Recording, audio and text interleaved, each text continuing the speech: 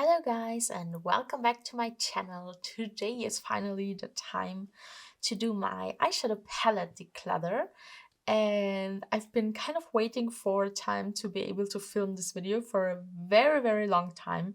I think my collection is like overflowing with palettes that I don't enjoy, that I don't like, where I don't like the formula, or where I feel like, the eyeshadows have become a bit old and they're not, the quality isn't the same anymore. So I'm very happy to be able to kind of get rid of the things that I don't use anymore. And I'm very happy to have you here for that. So I would say, because it's going to be a longer video, let's hop right into it. Okay, I would say let's start with my Anastasia Beverly Hills collection. I have 4 eyeshadow palettes from them. And for the longest time now, I have only had the 3. And then Soft Glam I got in an advent calendar last year. And I've always wanted to try this eyeshadow palette and a few certain shades that always interested me. Oh, I still have the thing here. And as you can see, it's basically untouched. I mean, I've used it a bit.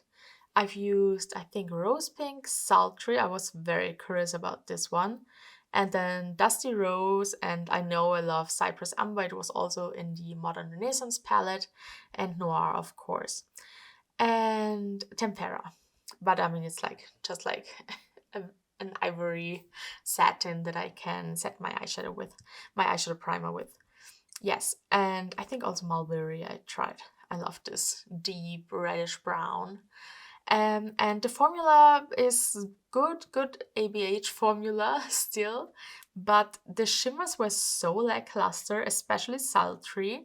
I thought like the formula would be like it is in the sultry palette. Like it's named after this eyeshadow, and also the packaging is like the same color as this eyeshadow, so I always wanted to have this one. Also I love the color and the depth, but it was so disappointing. I can swatch it for you if you want to, just that you understand what I mean. It's like, I don't know, it's like, okay, it doesn't look too bad now, of course, but I don't know. On the eyes, it doesn't have any shimmer in it. But also I felt like it didn't have enough color payoff, so I don't know. It was disappointing. It blended away immediately, and yeah, I just know I will never reach for this palette again. I mean, as I mentioned, I like a few of the mattes, but I have enough matte eyeshadow from ABH that I don't need to keep this palette. So this is the first one I'm going to declutter, and because it is in this good condition, I think I will find a new home for it very easily. Okay, then these other 3 palettes, they are all in some kind of project pan at the moment. This is my panned palette for this year, and maybe I will extend it to the next year because I haven't been that good with keeping up with my project. So we will see. I will show you the inside now, and if you don't want to get a spoiler, then skip this part. So this is what mine's looking like, and I think that in a very short while I will be frankening some of the eyeshadows in here, because I just figured from like using it again more because of my project that basically all of the shimmer shadows, no, not all of them, this one, and this one, Steampunk, Rose Quartz, and Cinder, also Teak, although amber a bit, they're all quite warm toned, and I don't like warm toned eyeshadows on me. And so I always, when I use them, I layer them with other eyeshadows, which is fine. I could use them up like this, but also I'm thinking about maybe frankening them and making them colors that I can use a bit more. These already are frankened eyeshadows, and this one here too. And frankening means like putting together different eyeshadows to create your own colors and then pressing them in. So yeah, that's what happened here. Also this one, Noir, I've had a dark brown here and a black here, and I combined them to this very blackened brown here. Yeah, I still love this palette. The quality in here is so good still, and I really enjoy using it. So it will stay, of course, and I will use it up completely, I think. Then the Carly Bible palette here. This is kind of the newest one until I've gotten the Soft Glam palette. That's what she's looking like. She's very pretty. I still love her very much.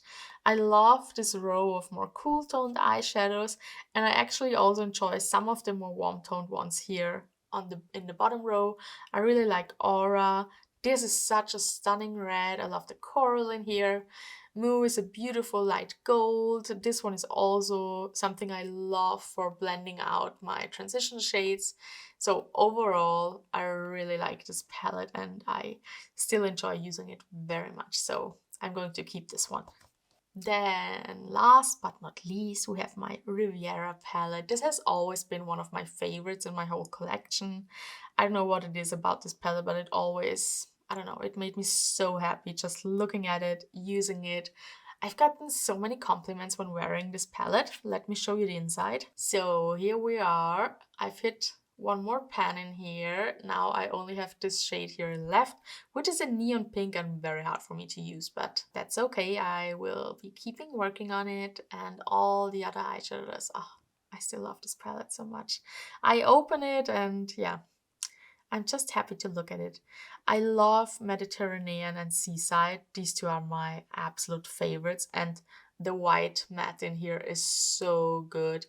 And it's just so bright and colorful and fun, and yeah, I'm still in love with this palette so much. So it's a definite keep. Then the next brand I have is Menagerie Cosmetics. It's an indie brand and I really like the quality. I love their mattes and I love their shimmers. The mattes sometimes are a bit like not hard to use. They are great quality, but not all of them are like equally, I would say, because in the Killer Pearl palette, I felt like the quality wasn't as good as in the other palettes that I have from them. So they are magnetic, the palettes, so I changed around a lot of the eyeshadows inside, so every palette is now looking different than their original. But they are also all discontinued, so I think it doesn't matter anymore. And I'm just going to show you what I have. Let's start with these two here because it's the same palette. It's the Pastel Pop palette. It was their pastel palette, and um, I have two of them because I bought one secondhand. I bought all five of them secondhand because the shipping was always just too expensive for me to really make a buy, but I always wanted to try them. And then I found them on a secondhand market here in Austria. And yes, I found the Pastel Pop first, and it did have two missing eyeshadows in it. And then I found another one with all of the eyeshadows in it, so I bought it again because I'm super crazy about pastels, and the quality of the pastel eyeshadows in here is just the best ever. So I wanted to have all of them. So now the inside looks a tiny bit different than the original. Oh no, this is the wrong one. No, this one here is the one I'm keeping. And this is the inside of the palette. And I think this eyeshadow here was originally like metallic, a very light blue metallic that's super beautiful. I have it in a different palette. I can't remember. I think it's here. And I think I put in here one of the greens. I cannot remember which one, or maybe one of these. I don't know exactly, but it always had like a white and a black. And these two were the ones that were missing in the first palette that I bought. And I really wanted to have it like completely, and I definitely wanted the white and the black. I use them all the time. Yeah, so this is my perfect pastel palette. The quality of these eyeshadows is so amazing. I would say they're the best pastels I've ever tried from any brand. And I love pastels, so I have a lot of them. And yeah, if you want to see like kind of a pastel palette ranking video, just let me know down below. And yeah, I just love this one. So it's my perfect pastel palette. This is staying. Then in the other pastel pop, I have all of the eyeshadows where the quality wasn't there or where I know that I will never use these colors. So I'm a cool toned girl. I have a very fair skin tone. I have a cool undertone. There's absolutely nothing warm in my undertone. I really can't make warm tones work on me. Sometimes I like warm colors, like, I don't know, I can use a coral or something, but yellows are super different because I have such a strong blue undertone that when I use a yellow, it always looks like dirty on me because it turns into kind of a green, but not like a real green. I don't know how to explain it.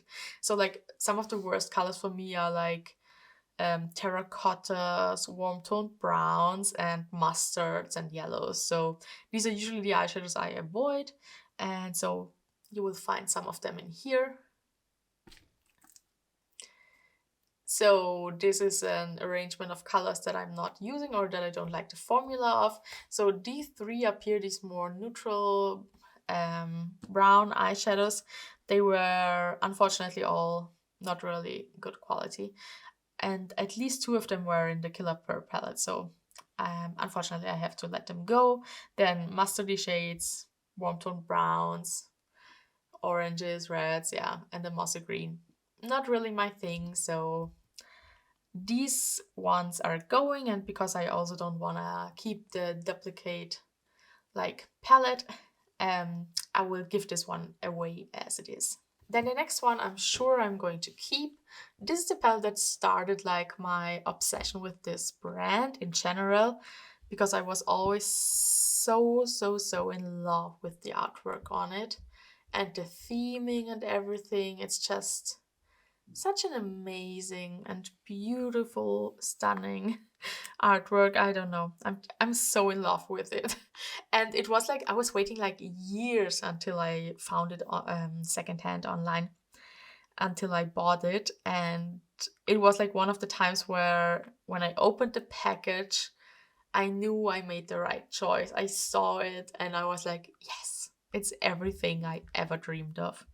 Also, the inside I really like, but keep in mind that mine is rearranged, so a lot of the shades are different than the original. So, as you can see, I basically turned mine into a cool toned, bluish, and then corally palette. I hope that the colors are right. I hope that you can see them. So this is super bright coral. I think it's the one that was originally here. It's Wisteria. Also love this one. I think these two are from the pastel palette. This is the other white I had, and this is the metallic or the shimmer from the pastel palette. So yeah, I adore all of them. Yeah, it's my favorite and my perfect kind of colorful, but you know, a bit toned down, and then some fun corals here. So yeah, love this one, and I'm going to keep it, of course.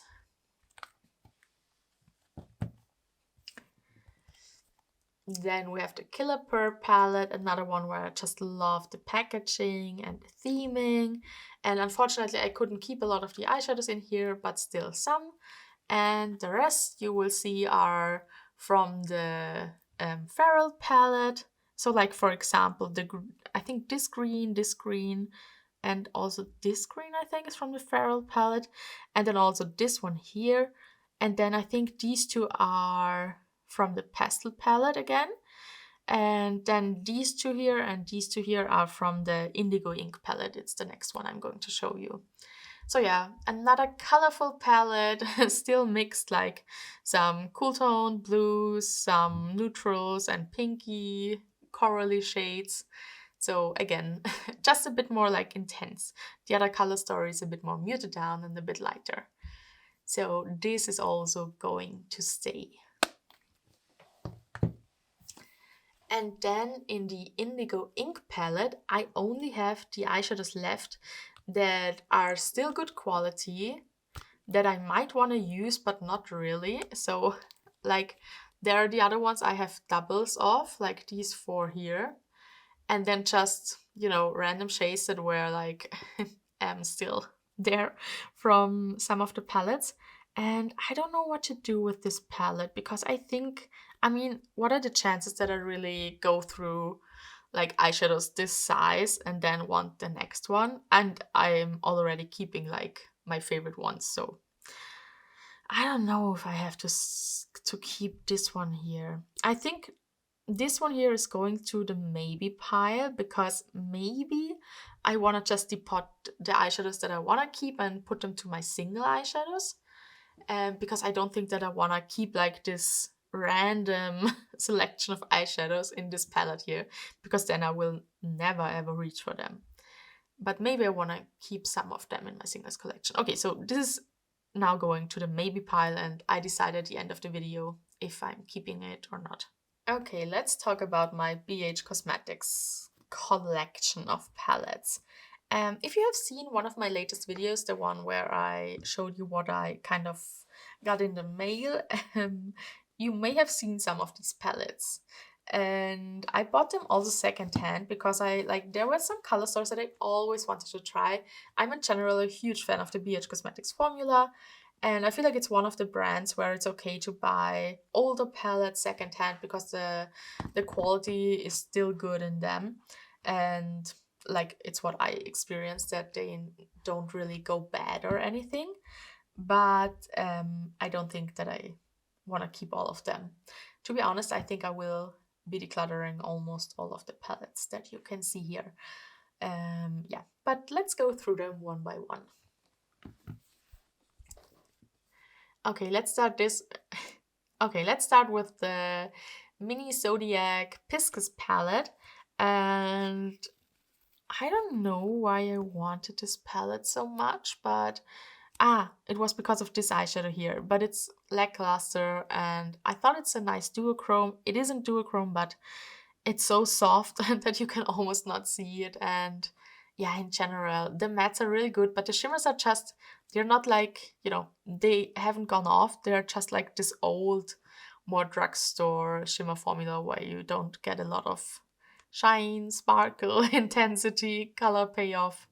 Yeah. So I've tried this palette. I'm glad I did, but I'm now letting it go again.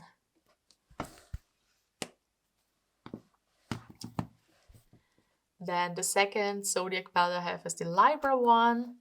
I fell in love with this color store because it is pastels, of course. I really like the highlighter in here. And I've thought about maybe like depotting it. Not sure if I really want to do that. Maybe I do, actually. Oh, I was sure that I'm going to declutter this palette, but now I'm thinking, oh, maybe. Okay, you know what? It's going on the maybe pile for now. Then the next one is from their travel series, and it's I think it's Hanging in Hawaii palette. It's a super neutral, kind of monochromatic color story. A lot of them are too warm tone for me, like example D3 here, and also like there's so many repeat shades. I mean, did we need this one, and this one? I don't know. Did we need all three of these? I don't know. Or these two? It's like they are very similar. These two, no, basically all four of them almost look the same. So yeah, I don't know. It's not their best color story, but and this is the great thing about it. I think I still want to keep it. I want to play around with it a bit more. I did a cool toned look with this one, and I don't know, I think this shimmer. And it was a nice, super standard, like neutral look. I really like this eyeshadow here. It's a bit of a duochrome. And I want to use this lighter peachy shade here, I think. And yeah, I feel like I just want to play around with it a bit more. So I'm going to keep this one. Then we have the Summer in Saint-Tropez palette. This one here I feel like has one of the best like color stories from all the palettes that you can find here. It's not monochromatic, it's kind of interesting. I like the combination. I opened this palette and I just like to look at it. And now I'm now I'm thinking again of keeping it. Oh no.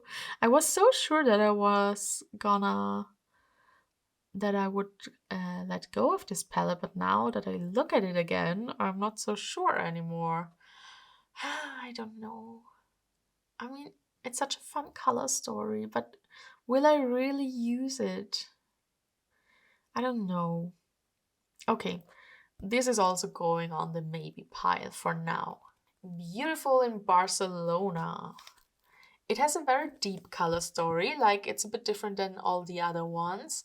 And I thought I would love that about it. I like deeper eyeshadows, but there's so many repeat shades in this one again. And at the end of the day, they all kind of look the same on me. Um, yeah, I think it's I don't know. When I started using it, it didn't felt right, or it didn't feel like something that I really want. So yeah.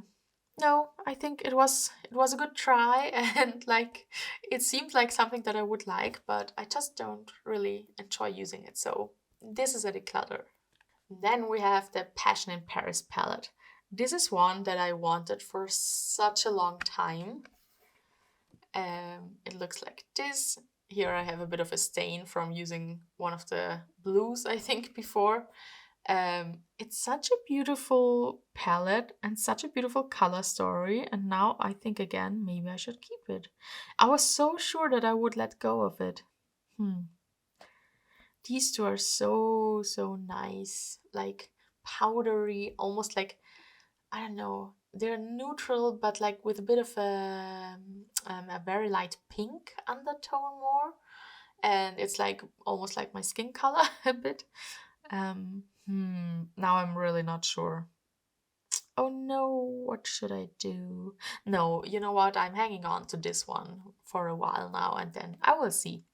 I feel like it needs more time in my collection to know like if I should get rid of it or not. So this is a keep.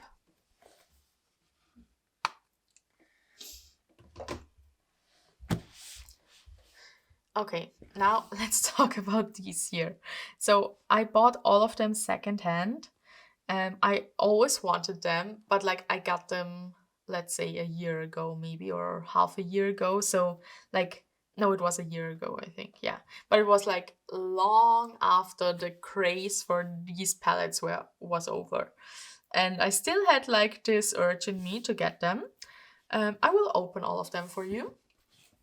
Okay, so I have the sugar cone, orange sorbet, cherry on top, and something with pistachio. I barely use them since I've gotten them a year ago, and I think it's because the colors are all so vibrant, and the shimmer formula is still like a good and like regular metallic shimmer formula, but nothing too crazy or exciting. And I feel like colorful eyeshadows get me more if they are in a very sparkly formula. And when I use colorful matte eyeshadows, they are always more muted down, more pastel, more kind of washed out. Like if you would turn down the saturation on your camera, that's what colorful eyeshadows I like to use. So as you can see, these here are all super vibrant, very beautiful, but definitely not for me. And I've thought about depotting some of the shimmer eyeshadows in here that I like, but I've decided not to because I think they're in such great condition that I can still give them to someone that wants them. And it's not worth it for me to take out one or two of the shimmer eyeshadows. This one here is just way too warm tone for me. I thought it looked a bit more cool toned, but yeah, no, it's very warm toned, and I basically cannot use any of these because they are all gold, bronze, coppery shades, and yeah, I don't like them on me. So all four of them are going. Whew, that felt like a lot. I'm very I'm very happy that we're done with BH Cosmetics. I have two super big piles from two brands, and I think maybe we start with one of them now, but I'm kind of like dreading it. But no, let's start with Pat McGrath now. Okay, so these are my smaller palettes from Pat McGrath. I have 3 of the 5 pans, and then there are 2 Bridgerton collabs, which have 6 eyeshadows in them. This first one here, I think it was a holiday release. It's called the Celestial Nirvana in Bronze Bliss. This one here has been in a project pan of mine, and as you can see, I fit pen in this eyeshadow here. I love this palette. I know they look all, like at least these two here look very warm toned. And they kind of are, but they have such a good like depth in them that I still really like to use them. And then I have a super bright like silvery eyeshadow in here, so I can always like top them off with silver to make them more cool toned. And yeah, I love this palette. And then we have this weird matte eyeshadow, but it's like it's not a complete matte. I don't know. It's more like almost like a cream to powder, but also not really. So it's somewhere in between, and I really love this formula. And I love that it's a dark gray. I use it as a liner all the time when I use this palette. So yeah, a definite keeper. Then I have one of the Star Wars palettes. It's the Darth Vader palette. So here is the beautiful inside of the palette, and I think it's nice that there are some more darker shades in here. I could have like, I don't need this orangey copper in the middle here. It's nothing that I really use a lot. I think I will kind of depot this eyeshadow and put something else in there. I think then I will reach for it even more. Love this eyeshadow. I have hit pan in this one here. It wasn't a project. I almost hit pan in this one here too, and I also think that I'm close in this one here. So yeah, I really like this palette, and it's a keep, of course. Then the last of my 5 pan palettes is this one here. This one was called, it was also I think a holiday release. It's called the Bijou Brilliance, and it's in the shade Lunar Nightshade. I think they had quite a lot of different colors in this collection.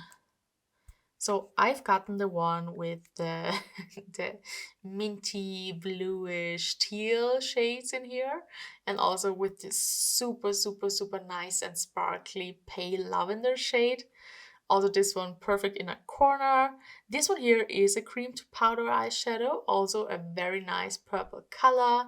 I love to use this one here as a liner. I love this one, I don't know, everywhere, all over my lid, or also if I do like a neutral look, this one here on my lower lash line, super pretty. Love this palette, and I'm going to keep it. Then we have my two Bridgerton collab palettes. I love them both, and I will keep them both, but I will show you the inside. I'm so sad that they stopped doing these palettes for a collaboration with Bridgerton, because I think like, oh, I could imagine like the color story for season 3. If you want to see like my version, what I would do, let me know. I would love to film that video for you. I think we would need like a super deep greeny teal color for Penelope's like dress, the first dress that she's wearing on the first ball of the season. Yeah, so I would have a lot of ideas for that. But let's talk about this palette first. It was the collaboration for the first season, and this is the color story. It's very beautiful. I love this one here. I wear it all the time. It's like a one and done eyeshadow look for me. It's like this dusty, I don't know, purplish, brownish, mauve eyeshadow. It's perfect for every day. I wear it to work a lot. So yeah, totally in love. And also I like this one here a lot. It's almost like a brown, but it has a bit of a purple undertone. These two here, they have this nice baked formula, and I like using them as blushes because there is like enough space in between these eyeshadows. I can fit my blush brush inside here and not get like the other eyeshadows on the brush. So yeah, this is like a sparkly icy blue topper eyeshadow. So yeah, really like this palette, and I'm going to keep it. Then this was the palette for the second season, where we have the theme of the bees. As you can see, we have the 2 bee imprints here. This was the first palette I've gotten from Pat McGrath, I think. Actually, I was a very late bloomer when it comes to Pat McGrath, so yeah, I love this palette. I also really like this minty sparkly shade. This one here is super sparkly. It's a bit on the coppery side for my taste, but I can get away with it. And again, this one here I use as a blush. Then this one here, I think it's the same shade that is in one of her Mothership palettes, and I think it's in the Subliminal. So it's like a gold, a dirty gold, but with a deep, almost black base, or more like a gray one. It's like super grungy looking and it's really nice. Although I feel like this greenish gold, not a good color on me, but I still like it a lot. I don't know what it is about this one. Yeah. So another palette I really love. I think my two Bridgerton palettes are my favorite palettes from Pat McGrath. And I do have two Mothership palettes, but I don't know. I like them more. Okay, then I have these two bigger holiday palettes from her. This one here I bought secondhand for like 20 euros. So it was kind of a steal, and I was like, oh well, I will try it. I thought there are some colors in here that I would like, but unfortunately, that wasn't the case. So here's the inside of the palette. And what I thought was that I would like this shade here, this one here, this one here, this one here. But what happened was that like this one and this one, although they don't look like it, they're basically black mattes with some sparkles through it. And that wasn't what I was imagining. This one here is nice. It would be like the only reason to keep this palette, but there's so much warmth going on in here that I don't think it's like necessary, and it's in really good condition, so I think I would rather like sell it again than keep like depot two eyeshadows from here. And I think in my singles collection I have these shades over, so yeah, I don't need to keep this one here. It was kind of a disappointment. It's not that bad in general, but like all the eyeshadows that have a nice formula are not my colors, I feel like. And the ones that I really like color-wise weren't that impressive. So I don't know. They're just not special enough, I feel like. And yeah, I wish in these palettes, usually I'm always like for more shimmer eyeshadows than mattes. But in these palettes, in a big palette like this, I feel like she could have switched out one or two of the eyeshadows that look a bit more similar and gave us a bit more matte eyeshadows in here. Especially because these two are kind of matte eyeshadows and they are both black with some purple sparkle. So yeah, I don't know. I don't like the choices that were made for this palette. And the packaging is pretty beautiful. Like over the top, like always with Pat McGrath, which I like very much. And I don't know if I mentioned it, it was the Mothership Mega Palette in Celestial Divinity. So this is a declutter for me. Then I have this palette here. This one here is half face palette, half eyeshadow palette. It is called the Mothership Bishu Brilliant Starstruck Splendor Blush and Eyeshadow Palette. And it was also part from a holiday collection. I do have like the mini palette, the 5-pan that I really love. And I also wanted to try this one here. So this is what she's looking like. And again, I'm so sorry to say it, but I was so incredibly disappointed in the formula in here. They were so, I don't know, the eyeshadows were so lackluster. I don't know, I don't know how to explain it. This one here, I thought this would be a super nice sparkly eyeshadow, and it's like doing nothing for me on the eyes. I feel like now that I see them again open, they don't look so bad, but I know how they apply on the eye, and that, I don't know, this just wasn't it. And both of these blushes, I thought I could get away with this one here, but you know, I'm super fair, so yeah, no, it was still too pigmented, too pinky, and yeah, I never want to reach into it. So it's in a very good condition because I barely used it, and so I've decided to give this one away and resell it, and yeah, get some money back on this one. I think with this one here, I kind of learned my lesson. I haven't bought anything else after this palette. And yeah, I'm just watching what she's coming out with next, and there has never been anything that was really interesting to me. So yeah, this was the last palette I bought from her. Let's see what she comes up in the future with.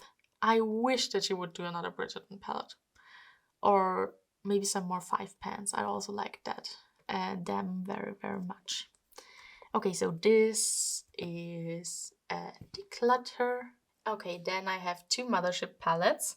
The Moonlit Seduction, and this one I forgot the name of it. I think it was the first one that she released. It's the cool toned one, but I don't know what its name is. It must be something with sub in the beginning, because I think the first 3 ones she was like subliminal, subversive, sub something, but I can't remember.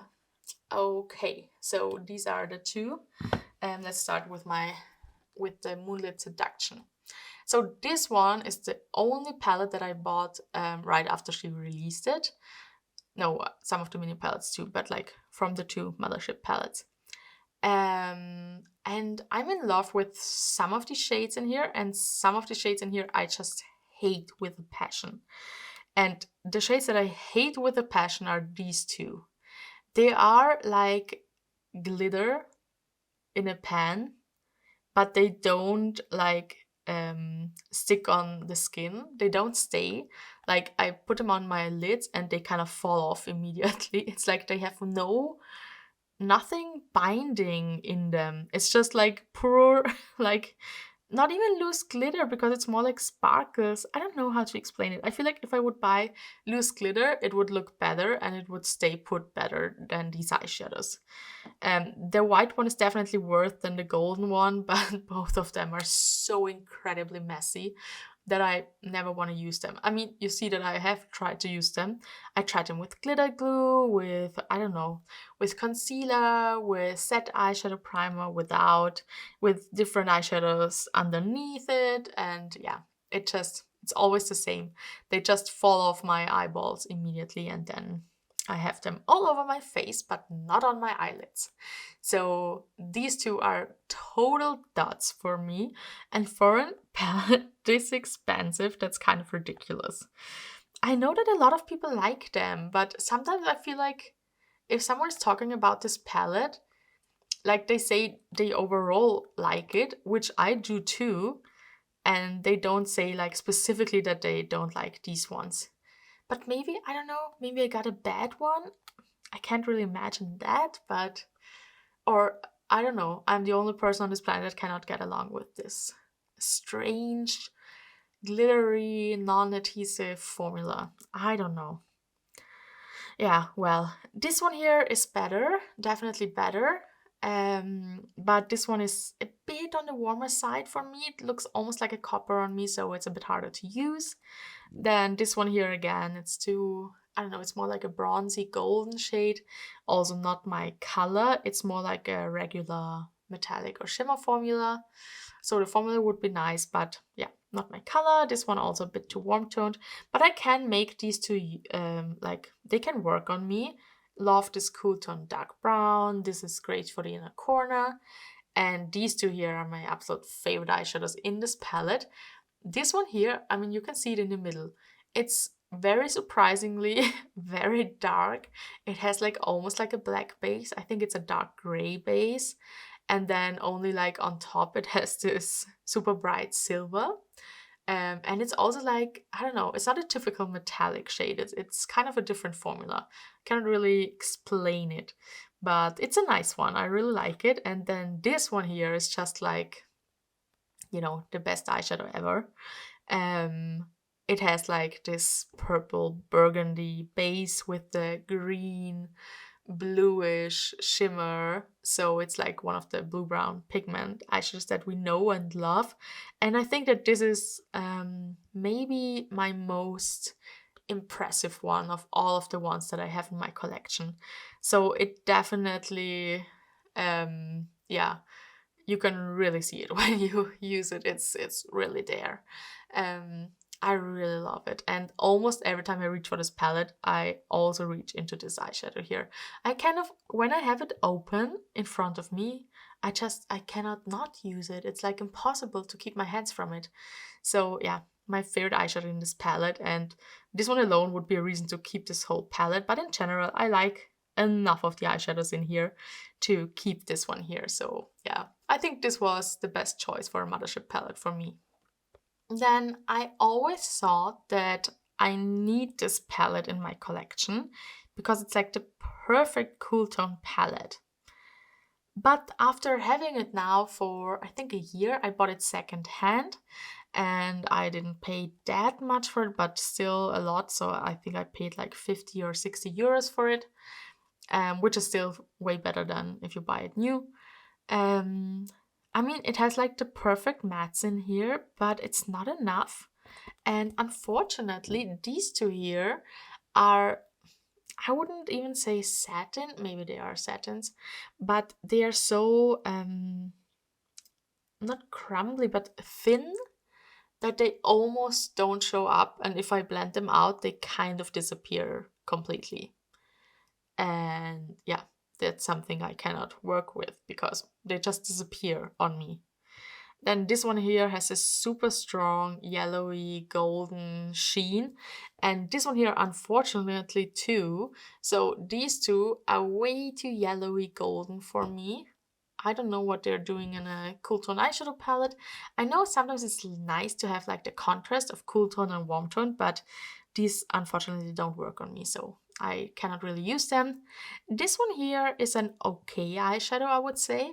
If this is like the baked formula that everyone is like crazy about, I don't know. Like I have so much better in the single eyeshadows, in the eyeshadow palettes.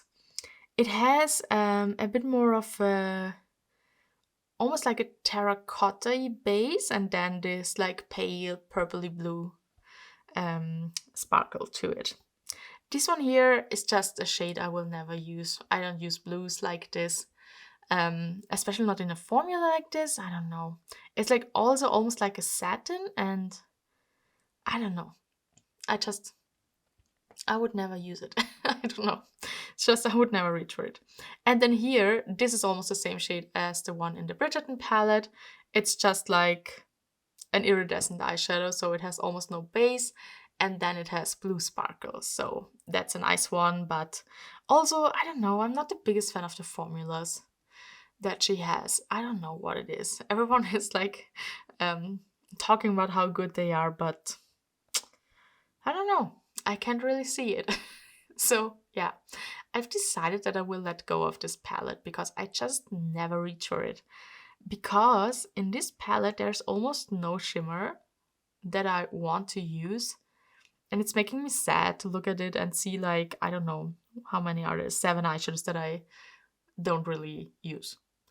And the 3 mattes, they're nice quality, but I have these over and over again, and I have these shades in great formulas, and so yeah, it's not reason enough to keep this palette, so this one here will be going.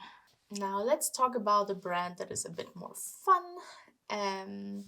These 2 palettes are from Fantasy Cosmetica. It's an indie brand. So I have these 2 palettes here.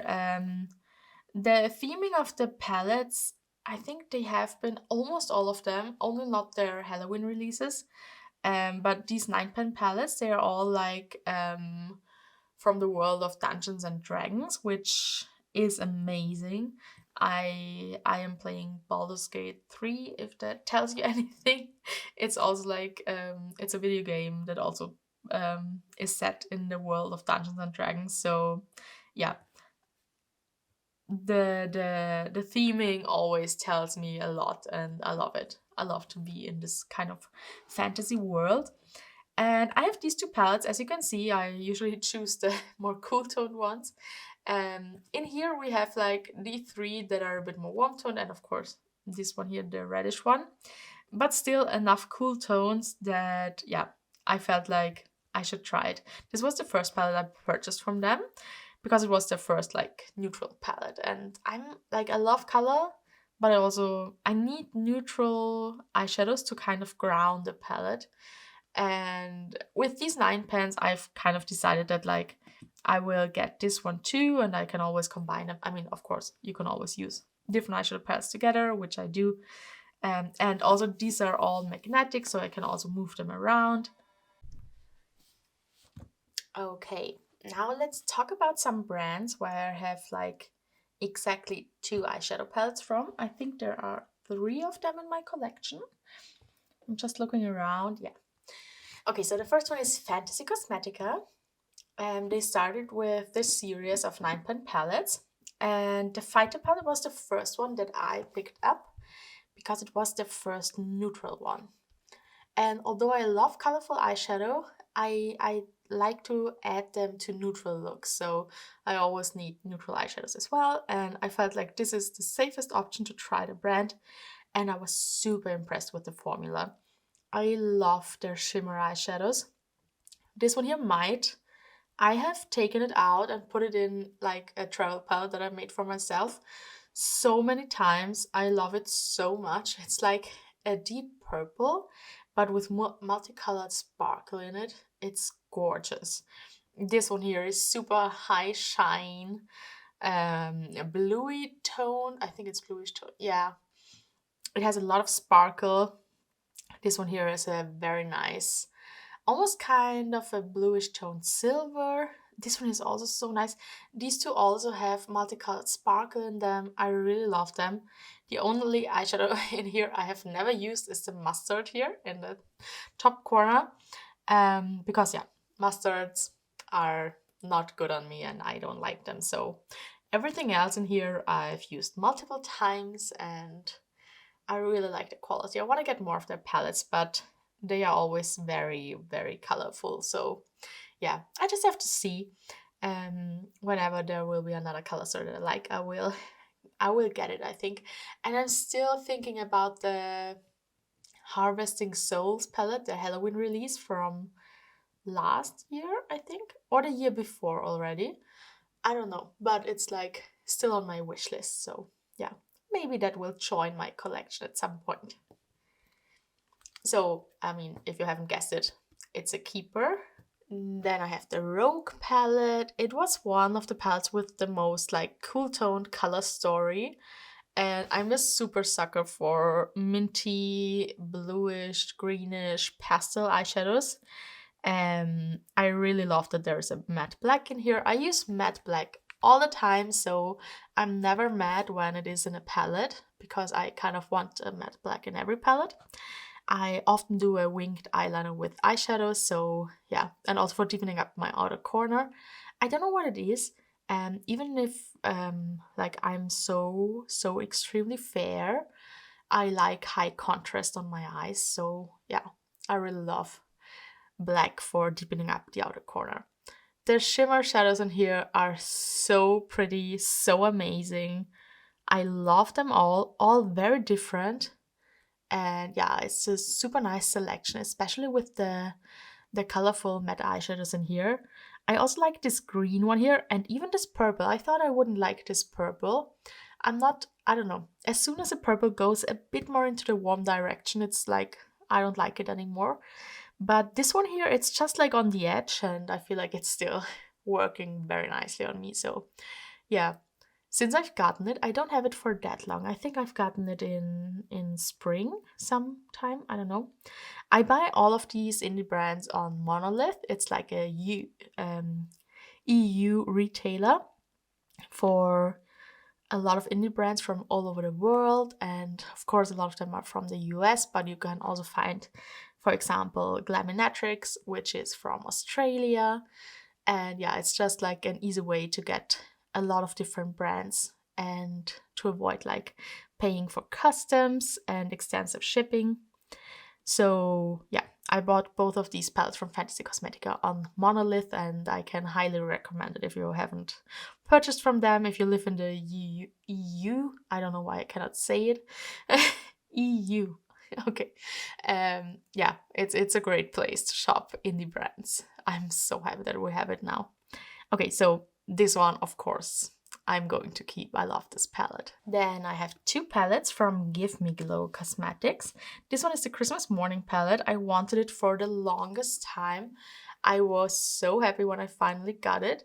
I think I purchased it directly from the Give Me Glow website together with the Pastel Dreams palette. I think I purchased both of them together. I cannot remember. Yeah, so this is what the inside is looking like. I think this eyeshadow here, Gifts Galore, you can also buy as a single eyeshadow, although they changed from the bigger size pans to the more regular ones, the 26mm pans. And since then, I am not so sure what they have in their assortment anymore and what they got rid of. So yeah, I would have to check if they still have the single, but it's another one of the blue brown pigment eyeshadows, and it's super intense and super nice. I love this one. Overall, I love their formula. I really enjoy their mattes and also their shimmers, and I do also have quite a lot of single eyeshadows from them. So yeah, it's a brand I really like, and I think I'm planning on purchasing from them again if they have something that catches my eye. So this is a keeper. This palette is also magnetic, so I can move them around, and I can put in here some of my other single eyeshadows from them. So yeah, I really love moving them around. Then another one of my pastel palettes. As I mentioned, I love pastels, so yeah, I have quite a few of these palettes. This was on my wish list for the longest time again, and yeah, this is what she's looking like. I would say that these are not the best pastel mattes. What I love is that you get a shimmer, a matte, a shimmer, a matte. I think this is such a great way of doing a pastel palette, and other brands could get inspired by it. I have one, yeah. The shimmers are a bit lackluster in this one, unfortunately, because I love the colors of them, especially this duo here, the peachy one. I am so in love. This eyeshadow here, I've tried to find a duplicate of from a different brand. I love this color so much. It's almost like a neon pastel shade. I have to swatch it for you because it's so pretty. And I bought another palette from another indie brand because I thought it could be a dupe of this one here. It's I hope you can see it. Oh, sorry, I have a stain from something else underneath, but here you can really see. It's super neon-y peachy. And funny what the lighting does. Yeah, you can see it here. I love this tone, and I haven't found something similar to it so far. So if you know of anything, let me know. But it has to be a peach that has a bit of pink in it, but not too much. All the other ones that I found are too pinky toned, but also it couldn't go more into the orange direction because then I also wouldn't like it. So I don't know what it is. If you have this palette and you by any chance have a duplicate of this one in your collection from a different brand, please let me know. I still overall like this palette. These 3 here don't really show. Oh, this one actually too. I don't know. They're not that pastel-y on me, but I think that this brand is from a woman of color. And I think that these tones and the depth of these might work actually really good on deeper skin tones. On my fair skin tone, they show up a bit too dark to be pastels. But I still like them, so I don't care. Yeah, I still love this palette. I wish that this one here, the quality is, I have to build it up so much, which I know pastels are like this, and also this one is more like the neon, a neon pastel, so even harder to get it to really, I don't know, stick.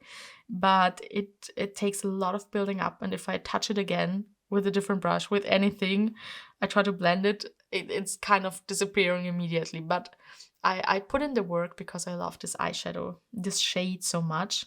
But if I could find a formula that is a bit easier to work with, I would happily buy another one.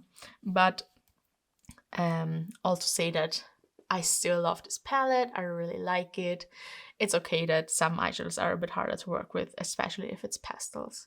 Then I'm very forgiving. So yeah, this is going to stay in my collection forever. Okay, then I have two palettes from Blend Bunny Cosmetics. I have, of course, their pastel palette, Sickly Sweet. It's the original one. They just recently came out with a new version of this one. We'll talk about it in a second. And the second palette I have is the Sugar and Grunge palette. Also, they re-released this palette in a magnetic form and also with a different name because they had some trouble with the wording. I don't know, someone sued them or something crazy. And they renamed it since then, and also they rearranged the layout inside. I'm showing you mine. Mine still has like the gradient layout.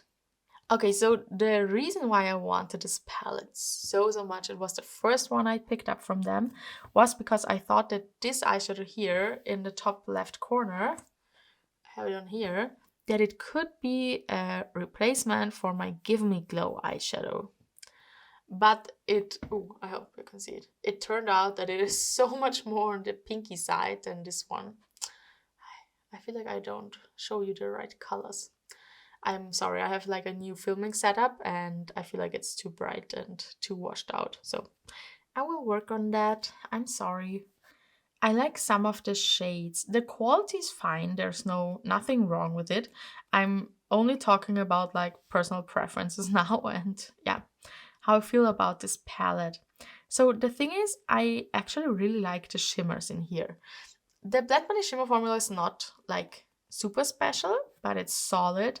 I don't need like Duochromes and Multichromes all the time. I actually prefer Duochromes over Multichromes, and I often also prefer like non-shifting eyeshadows.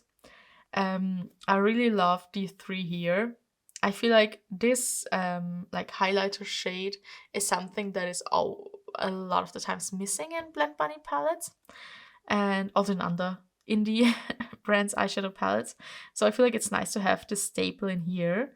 But also I think that maybe I want to get the magnetic version of this one. I know it seems a bit crazy, but depotting this one would mean that I couldn't put it back together because it's not magnetic. So I would have to destroy the packaging, and I think the packaging is so nice. And I don't know, I don't want to destroy it completely. And also, I don't want to have them as single specifically. I don't know. Yeah, so I don't know. I think I'm going to declutter this one, and then maybe when like the new one goes on sale, like they have renamed it to Sugar and Spite, which I think is so funny because of like all the spite they had for because of the naming.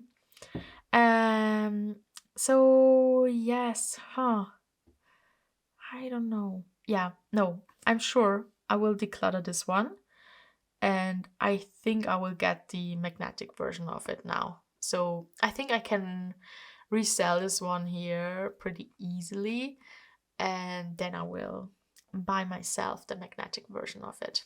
Then we have my Sickly Sweet palette here. Let me show you the inside. So this is their pastel palette, and I have to say I hate the layout of this one. I don't know. I don't need like a gradient all the time, but this one here is just too random, I feel like. They have rearranged it now. And the thing is that I think they have 5 eyeshadows less, like they have 1 row less, or maybe like this. I can't remember. And she said that she got rid of the neon pastels. I don't know which one they are actually. I think this one, this one, this one, maybe this one, glow stick. Could be. And rosy cheeks, I guess. I don't know. I don't know exactly, but she said she got rid of the neon ones. And it's now a total pastel palette. We have a lot of these deeper shades in here, which I feel like, especially these two here, it's nice to have something to deepen up with.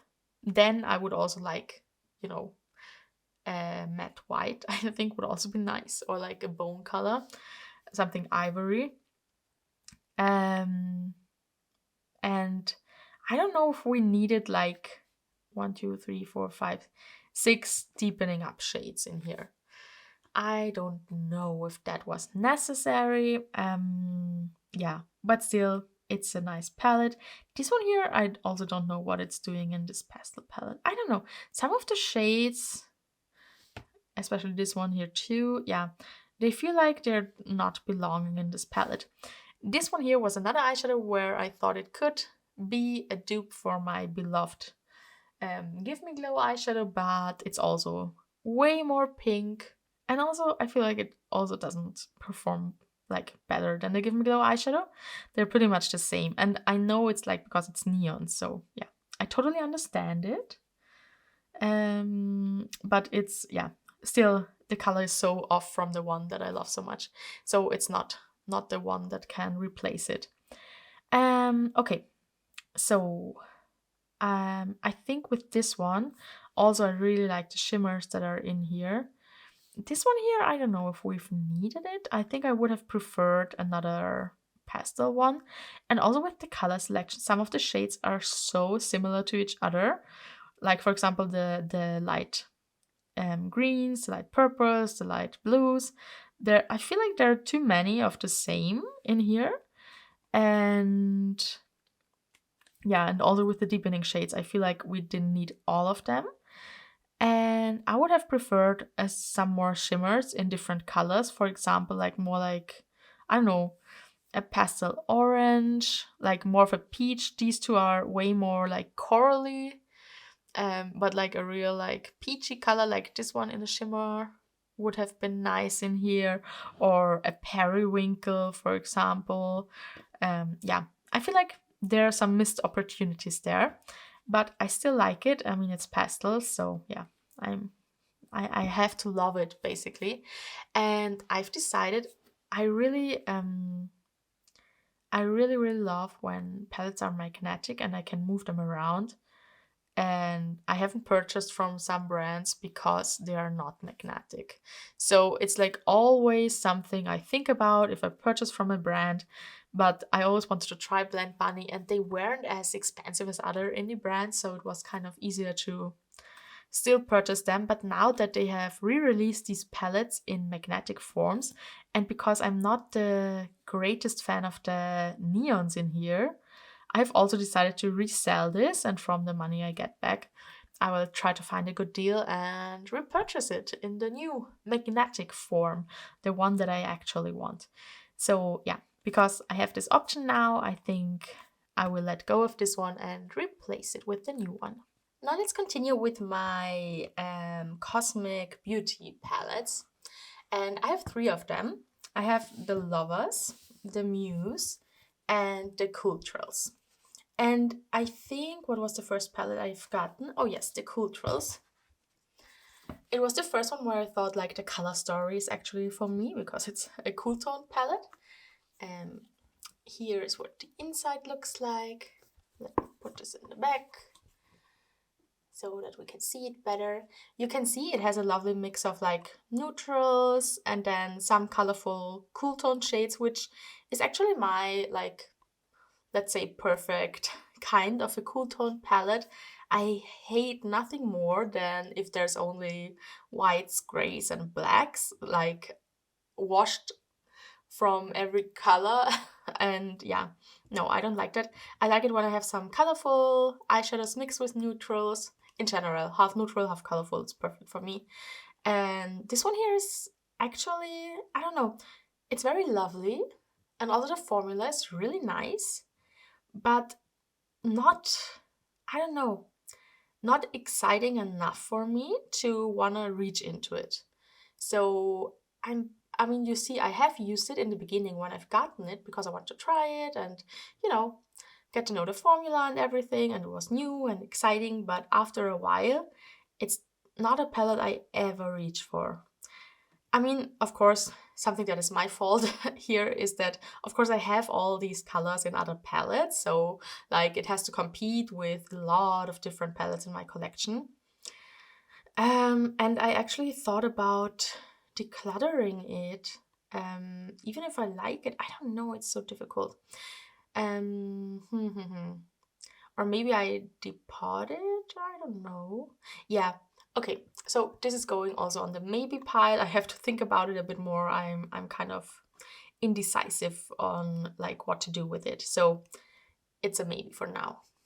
And then these two beauties. This one here is the Muse palette. I don't know what it is about this color story, but it like it's gotten to me from the very beginning. So this is her in all her glory, and yeah, there is this mix of colors that we have in here that is so typical for these, I don't know, for these super romantic, and like Muse is the perfect name for this palette.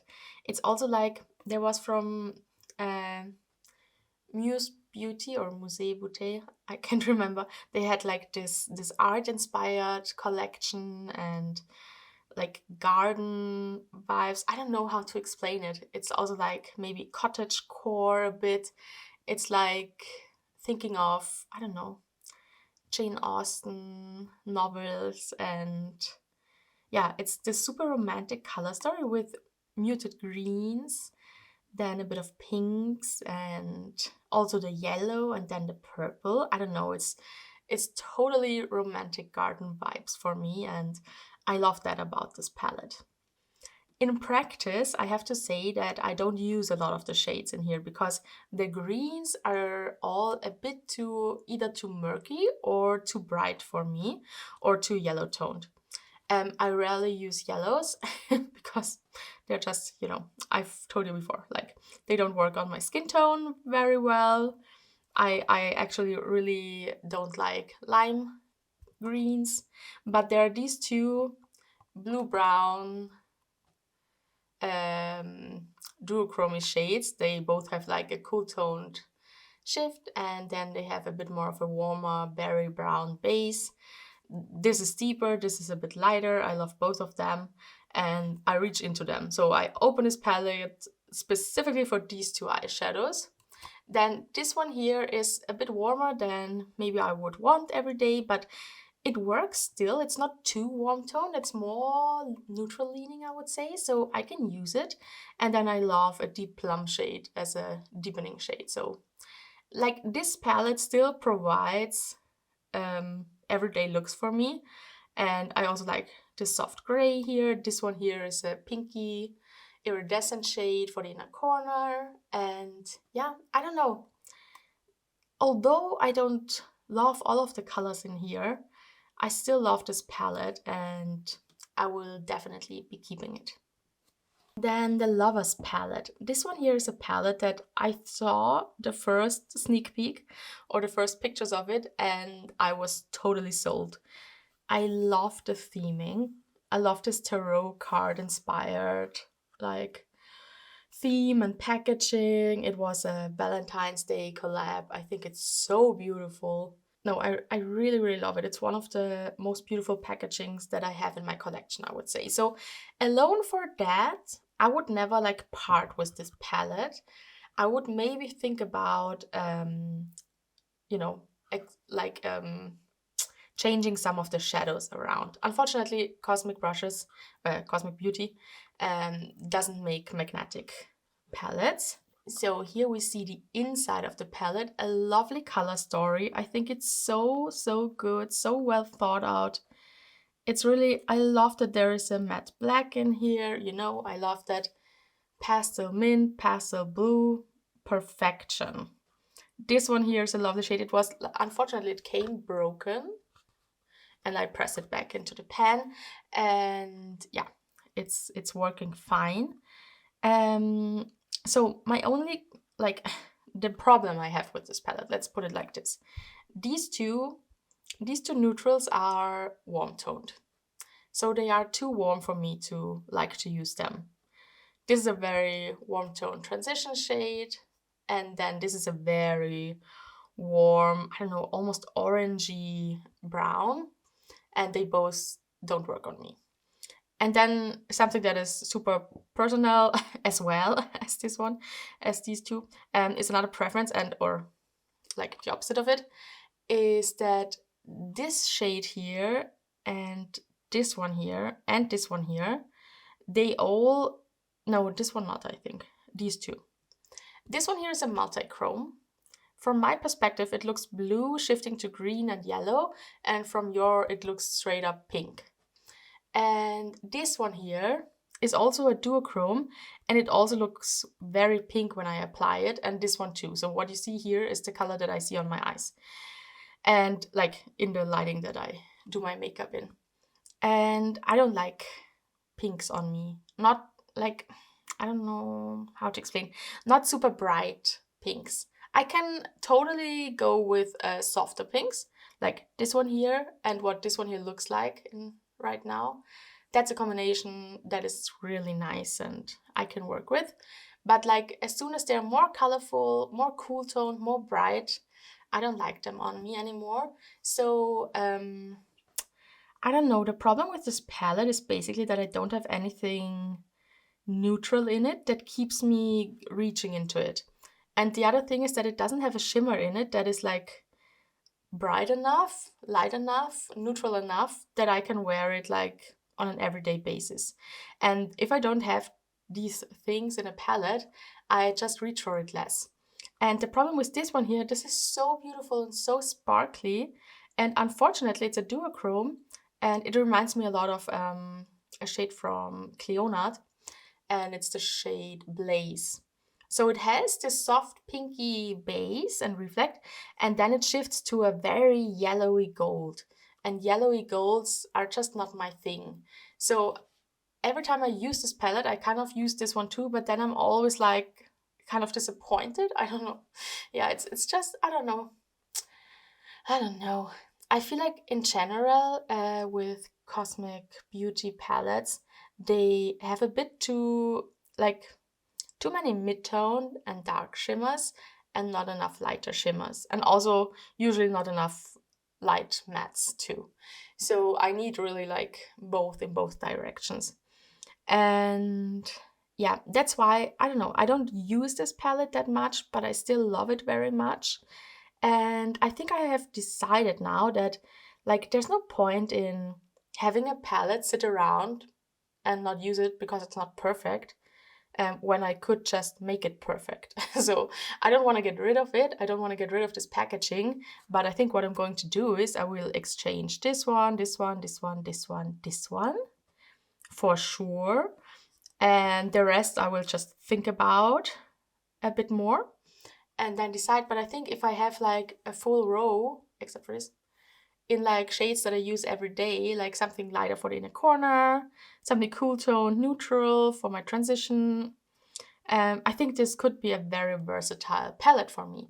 And what I'm thinking now is that maybe that's what I'm going to do with the Cool Trails palette, that I will kind of combine them into this palette and just keep the shades that I like to use from the Cool Trails palette, put it in this palette, and then have this one perfect palette where they are coming together. I think that's what I'm going to do. So yeah, it's decided. I keep Cool Trails, I keep this one, and they will be merging into one palette. Okay, then let's talk about my Oden's Eye palettes. I'm in general a huge fan of their formula, and some of these palettes are my kind of all-time favorites, or at least they house some of my all-time favorite eyeshadows. But what I've noticed is that it is a formula that really doesn't age well. Like, I don't have another brand where I feel like the quality has gotten worse in this short amount of time. It's still kind of okay because I've had them for over 5 years or so, or even longer. So it's, in general, it's okay that like at some point you have to like the quality just fades and the formula isn't like, the shadows are just not keeping their performance. But in now, like beside my other palettes that are not doing that, yeah, I don't know, it's a bit harder to make me buy from Oden's Eye anymore. And also because, again, their palettes are not magnetic, so that's something that always keeps me from buying palettes. And So these two factors are the reason why I haven't bought a lot of new stuff from them lately, although I really like them. And I think if there comes a collection that really grips me, then I will purchase again from them. So let's start here with the smaller palettes. This one here is the Oud palette. It's a 6-pan, I think. Whoops. Yes.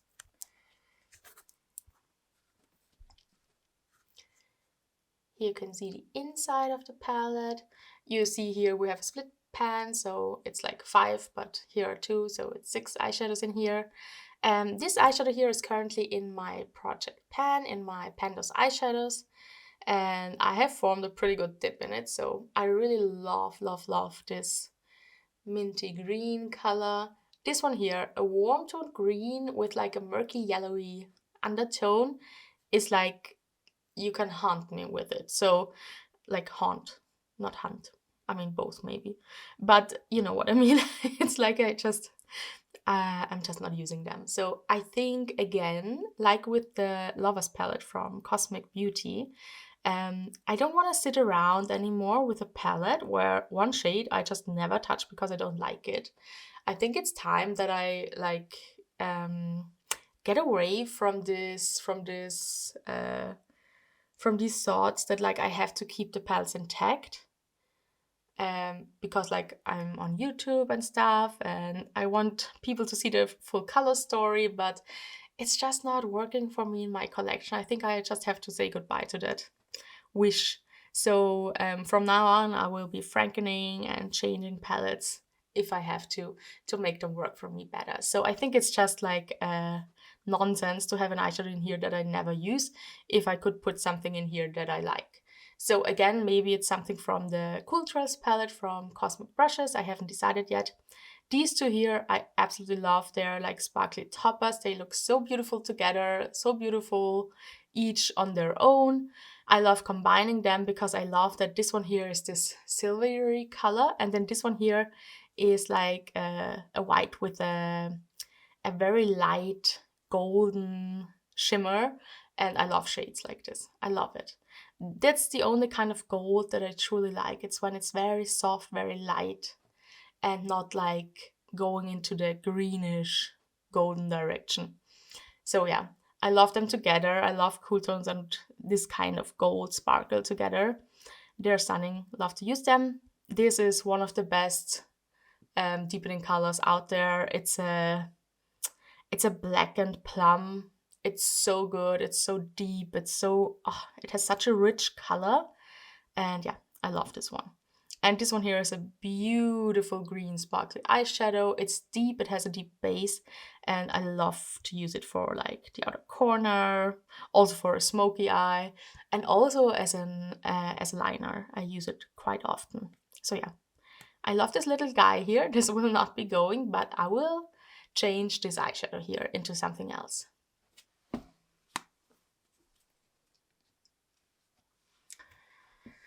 Okay, then the Sea Talk palette. This was in collaboration with Lauren May Beauty here on YouTube. And I absolutely love her and her channel and everything she does and talks about and her aesthetics. And I think she's so talented. She really has the skills. I feel like with some people on YouTube, some people are more here like as from the, what is it called? I think with her, you really can see that she's like a professional makeup artist or something. I don't know if she actually is now that I think about it, but I think she was doing work like that. And because it's just like her skills, how she does her makeup, it's always so blended, so beautiful. I don't know. It feels so effortlessly, like someone who did it professionally. So yeah, I really adore her. I think this was a beautiful collab palette. I love the theming. I mean, of course, there's a mermaid here. Here's the tail. She's the mermaid here with her beautiful pink hair. And I think she doesn't have pink anymore. I don't know. I have to check. Yeah, and all this like undersea world. It's beautiful. Now let's see what's inside. Now here's the inside. And I really like what she did here, but it's not working for me. I don't know how to explain it. Like, really, I have my uttermost respect for her. I think she did a great job here. It's just my personal taste. It's another palette where I mean, I basically only use 3 eyeshadows in here, and it's the Cool Tone Neutral, Cool Tone Shimmer, one of my favorite shimmers in my whole palette collection, in my whole collection in general, because it's like a very soft, desaturated purple with golden and silver sparkle in it. And that's one of my favorite shades. I have multiple of them in my collection, and this is my favorite. So I reached into this palette for these two here, and for this especially beautiful minty green sparkly eyeshadow. Again, it has a bit of like golden and silver sparkle to it. It's so lovely. I absolutely love this eyeshadow. Then I'm just not a fan of navy blues. That's like basically all that I can say about these 3 eyeshadows here. It's just they are not shades that I reach for. Never. I mean, I have used them still, but it's just nothing. No, I just don't like navy blues on me. Then this satin lime shade here, for people who love this color, this is an amazing eyeshadow. You can use it for the inner corner because it has this inner glow that makes it perfect for that. And also the formula is perfect for the inner corner, but I never use lime eyeshadows on me. And then these two here are just warm toned neutrals. They are beautiful in their own way, of course. For people who like warm tones, they are pretty, but not for me because I don't use warm tones that much. And then we have this pink here, which is funny because when you apply it to the eyes, it has like, it's a duochrome, it has like blue, very bright blue sparkles. And when you apply it to the eye, you can only see the blue, which is kind of funny because it looks so pink in here, but you basically can't really see the pink anymore when you apply it. And that's another thing that I feel like this one and this one here, I know it doesn't seem like it, but applied to the eyes, they look almost identical. Only this one here is a bit more sparkly. But I have a lot of pinks with a blue shift, so I don't know. I don't use them all the time. And something that shifts to a blue sparkle, I have like a ton in my collection. And then I think I would prefer one with a neutral base or a clear base or something. It doesn't matter. The thing is that I don't want to keep this palette as it is, but I don't think, because I want to only keep 3 eyeshadows in here, so these 2 and this one, I think it doesn't make sense to like repress something else in the other pans. I think I will just take these 3 out and put them somewhere else and have them in my collection. Maybe I'm repressing them into other palettes, or I will put them with my singles collection. I haven't decided yet, but this is going to be depotted. Then the next one is my Jewels and Gem palette. And I think this is the second palette where I noticed that like the formula isn't the same anymore, that it didn't age that well. A lot of the shimmers feel so dry that I almost can't use them anymore. The mattes, I think they are keeping their quality a bit better over time, but in general, I don't know, I feel like this palette has gone off a bit, and I love some of the eyeshadows here. I would try to, I don't know, should I repress it or not? Okay, I haven't decided this yet. Okay, will I depot it? Now that I see it, I think like, oh, this eyeshadow is so beautiful. This one here, also this one here. Okay, I will try the shimmers one more time and then see if I want to depot anything. So I think this will be going to the depotting pile for now. Then we have the Nars palette. This has been my first palette from Oden's Eye. It was like the first color store that wasn't super warm toned. And I have the old one with the tiny pens, the round pens. Now they have these square pens. And yeah, I absolutely fell in love with this palette, with the formula, with the color store. I've used it so much. It's funny because I feel like you cannot really see all the usage I had. But like I used it like crazy.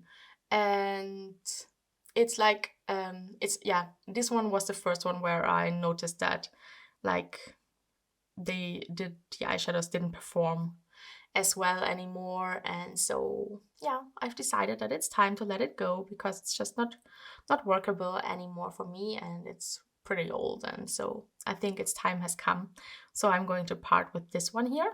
And then I have these 4 palettes from holiday collections from them. So they're all Christmas themed, as you can see.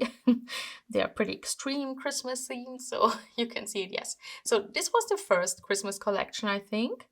It's the Merry Christmas palette and the Christmas Eve palette. And then the next year they released these 2, Hey Reindeer and Snow Dream. And last year they released 2 new palettes, but I didn't get them anymore because they both didn't feel like, I don't know, they didn't catch my eye. I didn't like the color stories that much. They didn't really feel holiday to me. I don't know. They weren't for me.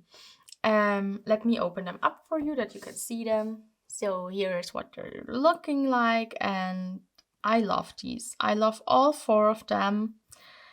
I'm also thinking about changing some of the eyeshadows around, like the ones that I truly never use, like this warm-toned gingerbread color here, or like I don't need all of the reds that we have in here. And I don't know, these murky, dusty, greenish, golden shades are not for me, but a lot of the eyeshadows in here I absolutely love and use a lot. It's an amazing formula. I love their shimmers. They're so sparkly, intense, and beautiful. And even if eyeshadows look like they would be the same, like for example this one and this one here and this one, and they are all different. One has a deeper base, one is more like a sparkly topper, and like, yeah, they just perform so lovely. I also really like their mattes. I love that we have these pastels in here. Here we even have a white. Here we have the black. So this palette is never going anywhere because of that alone. But also Snowman is so beautiful, and Little Star. I love these two. So yeah, I just love these 4 palettes. I don't know. I don't use all of the shades in here. As mentioned, like navy blues are not really my thing. Also like these mid-tone blues. Maybe also this one. They're a bit too, even if they are not that primary colors or that bright, but they are a bit too bright for me sometimes. And I think I could get rid of some of the eyeshadows in here, and maybe I'm going to do that in the future. But for now, they are staying as they are. We are entering holiday season soon, so I feel like now is the time to have them all out. The thing is with these palettes that like none of them has like a color story where I feel like I can only use this palette. I always open up all 4 when I use them. I don't know, they are like they are meant to be together. That's what I couldn't think of. Yeah, so I feel like I don't know. Yeah, I rarely ever use only one of them because it's always like, but then I want the black for a liner, then I want the white to mix with something.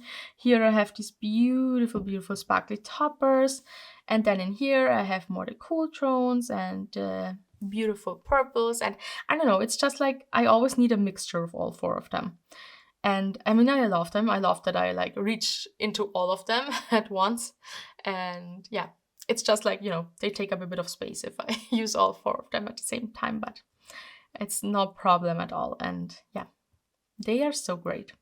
So they are all staying in my collection. Oh, and I just wanted to mention that I've decided to declutter this palette as it is. I think I have enough of eyeshadows that I just don't need to pick out these 2, because as it is right now, I could resell it or give it to someone who wants to try it, even if, the shades don't perform that good anymore. I think if someone wants to try it, I could give it to them. So like some of my friends or so. So I think that's a better use for this palette. So I will declutter it as it is. Okay, now let's get into my Natasha Denona collection. It's massive and I'm kind of dreading to go through all of these, but I will try to make it a bit quicker with these. So I have mini palettes here on top. This is my mini retro. I love this palette to pieces. It's so beautiful. Still working on hitting pan in this eyeshadow. This will not be going. This will never be going until I use it up. completely. And I think this will take a bit more time, so this will be staying. I love this palette. To me, it's the best of the mini palettes. Then we have this one here. This is the Mini Starlet palette, and it's a very soft and beautiful color story. I picked it up because there are 3 eyeshadows in this palette that I have in other palettes already and that I love very much. So this one here is called Galaxia, and it's an original shade from the Star palette, and it's also in the Mini Retro, so I have used so much of it already. It looks a bit different than the one from the Retro palette. I think the Retro palette shade shadow has a bit more of like multicolored sparkle. I think it's just an overall more sparkly than this one here. And this one here is Nude Mauve, and this one here is, oh, I forgot, Rhea or something? No, this is Rhea. This is Per Se. And we have this one and this one in the Lila palette, in the, like the bigger one. And I love these. These are perfect shades for me. It's this like, I don't know, ashy color with a purple undertone. It's so perfect. It's like when other people use it, people that don't have my undertone, they look like they're dead if they use it because it's so, I don't know, purpley grayish. It just, yeah. But on me it works perfect. And this one here is then a bit of a warmer version of that for me and a tiny bit lighter. Yeah, and this one here is also in the Retro palette. So I have it, I think, 3 times, and I thought like it would be great because I love these mini palettes for traveling. So then I can have them on the go with me at all times. These 2 here I barely ever use, and maybe I will do something about this eyeshadow and change it with something else, and maybe this one too. I haven't decided yet, but for the moment, it will stay as it is, and I will keep it. Then we have the Mini Love palette. It's this one here. I think I do have the Love palette, and this is kind of a very nice addition to it. But I don't know for what reason, but I never reach into this palette. And I think it's just not worth keeping. And also, even if I like 1 or 2 shades in here, I really don't need them. I have them somewhere else for sure. And yeah, I will be decluttering this one. Then this one here is the mini, what is it called? Mini Xenon palette. Yes, exactly. And it is the newest one in my collection. I always wanted it, and I've gotten it like in an advent calendar. I only bought it and I opened it and took out this little gem here. I couldn't wait to use it, and I love the matte black. I love the matte cream color here. It's so versatile for me, and I need shades like that all the time. But I'm just not a fan of grays. They are kind of boring to me. I don't like to look like I have a black and white filter on my eyes. I don't know. Just, I don't know. Even if I have a cool toned undertone, I think it doesn't look good on me. And I also never ever wear straight up silvers. I don't know. I know a lot of people are obsessed with them, but not me. I want a taupe. I want some kind of a color to it.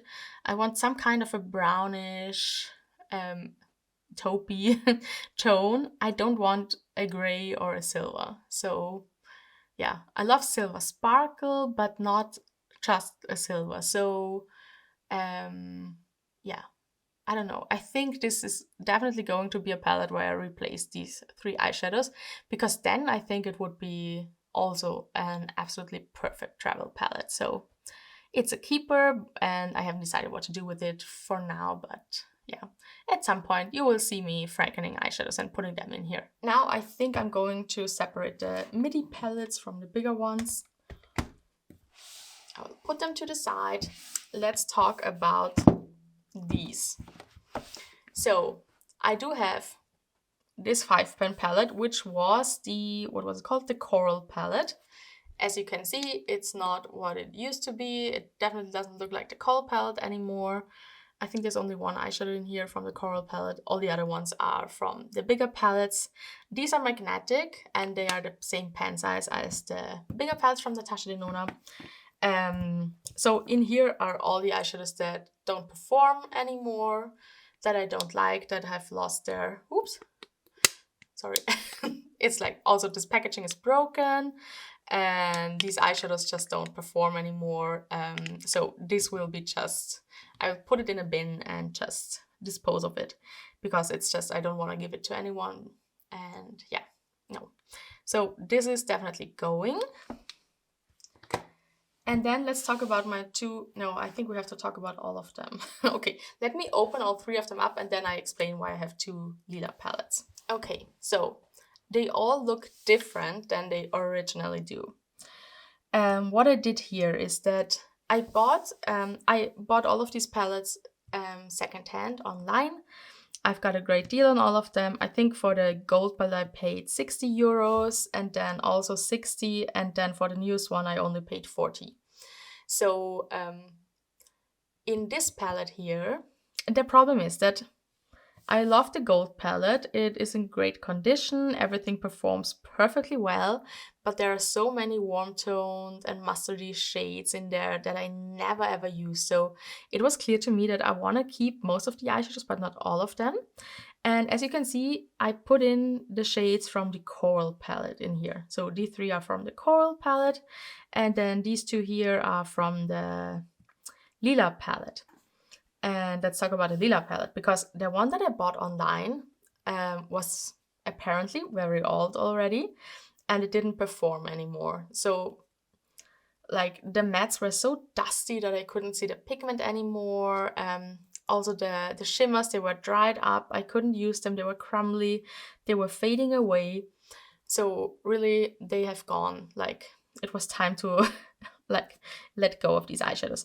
And I have put them all in this palette here. All the ones that don't perform anymore from the Lila palette, and then all the ones from the gold palettes that don't work for me.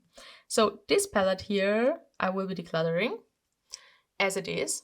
And this one here, in here, we have two shades from the Coral palette, I think, or maybe, no, can only be two. I think it's this one and this one. Yes, because this was in the Lila palette, right. Okay, so these two here, this and this, they are from the Coral palette. And I took out the two shades that I never use, which is one of the pinks here. And I think it's both of them actually, or they are already in the 5-pan palette. So these are the, like,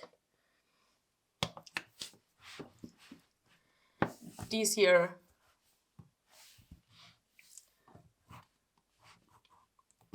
Oops, let me show you like this. Yes, maybe. Okay, so these 5 here are the rest of the eyeshadows from the Lila palettes that don't perform anymore or that I don't like. And I've gotten that for this one here for 40 euros. And because I love the color story of the Lila palette so much and the eyeshadows in general, I didn't want to give up on the dream of having it. So I purchased it again for 40 euros. And this time I had luck. They all perform beautifully. They all are still workable. I love them. And yes, I only exchanged the 2 shimmers in here that I will never use, which are these 2 here. And the rest is intact as it was before. So I will be decluttering this one here, and I will be keeping this one and this one. My 2 versions. My version of the gold palette and my version of the Lila palette. Okay, so what do I have? I have 8 MIDI palettes. And in general, I will keep all of them. I love them. I love the quality of Natasha Denona eyeshadows. I love that the pens are magnetic. I move them around all the time. I play with them. I create my own color stories. I love them. But there are some eyeshadows in all of these palettes that have something in common, and that is that I don't use them. And as I mentioned before, in general, it's the warm tone shades, and then this palette here was definitely a mistake to buy because it has a lot of these murky greens. As you can see here in the packaging, it's pretty much exactly what you can see here, and that's just not working for me. And I exchanged some of the colors in here. I think this one here is actually from the Pastel palette. It's a beautiful, vibrant lime green that I never used, so I put it in here instead. And I think this one here is from the Retro GLAM palette, yes. which doesn't perform well, so I've put it in here. It's basically like a holder for me for the eyeshadows that I don't use that much, although I really like this one and this one here, but the other ones are all just way too warm toned, way too, like dirty greens, way too yellowy based, just not working on me. If you like these colors, the palette is beautiful, the quality is amazing, but yeah, I will keep it, but it's more like a storage palette because I don't want to get rid of the eyeshadows completely. I want to keep them. I mean, I already have them, and yeah, so it's a keeper still. Then we have the retro palette here. This is one of my absolute favorites palettes in my whole collection, I would say. I don't know, it just works so well. And also in here we have Nude Mauve again from the little mini palette. And we have a lot of cream to powder shades in here, and I love that formula from Natasha. It's like one of my favorite eyeshadow formulas in general, and we have 1, 2, 3, 4, 5 in this palette, which is, I think, more than in any other palette. I do also love the shimmers in here. I think I'm pretty close to hitting pan in Psychedelic. I could also work on Jude, I think. It's a perfect taupey shade. Here's Helio again. This is also in the Lila palette, but it's a bit of a different formula. And yeah, I love this cool tone brown here for like all over the lid as like a soft brown smoky eye. Yeah, I'm just incredibly in love with this palette. So this will be staying, of course. I mean, all of them will be staying, but this also stays in its color store because, I don't know, it just does something for me. Yeah, I love looking at this palette. So I think this could be my favorite Natasha Denona palette, but I mean, I don't have to decide now. If you want to see maybe a ranking video, I think I could do that with Natasha Denona. I think I could rank them and decide. Yeah, so lovely palette. Then we have the Natasha Denona My Dream palette, and I have to say, I thought this would look way more cool tone than it actually does. So from the pictures, I don't know. I just thought this one here is cool tone, this one here, maybe this one here, but they all are still too warm. They still have some kind of a warm base to them. I don't know. This one here, unfortunately, has a shift to, again, like the shade in the Cosmic Beauty palette, the Lovers palette, and also like Blaze from Clionadh, it has a shift from this light pink to a very yellowy golden that I don't like. I love this orange here. I don't know what it is with oranges because I don't like matte oranges on me. They don't work on me. And everything warm tone always pulls way too orange on me. But a real orange and a metallic shimmer kind of shade, especially if it's sparkly, I love. I love. If it's a true orange shimmer, if it's sparkly, I love using them on my lower lash line. I love them as an accent mixed with a cool toned look. So this one here I absolutely love, and I wanted this palette because of the black and the brown. I do also like these two lilacs. They are also the cream to matte, cream to powder formula. Yes, that's it. Love these two. This one here is like a pretty standard multichrome that doesn't impress me that much. It shifts from purple to green. It's not my cup of tea. Yeah, I never use these warm tone neutrals. This one is still too warm tone for me. This one here also, I don't know, and it's very soft, like it doesn't really have a lot of sheen and stuff. I feel like I can use warm tone metallics sometimes if they are very sparkly. Yeah, so overall, not the perfect palette for me, definitely not my dream palette, but I'm still hanging on to it because I like a lot of the eyeshadows in here, but not all of them.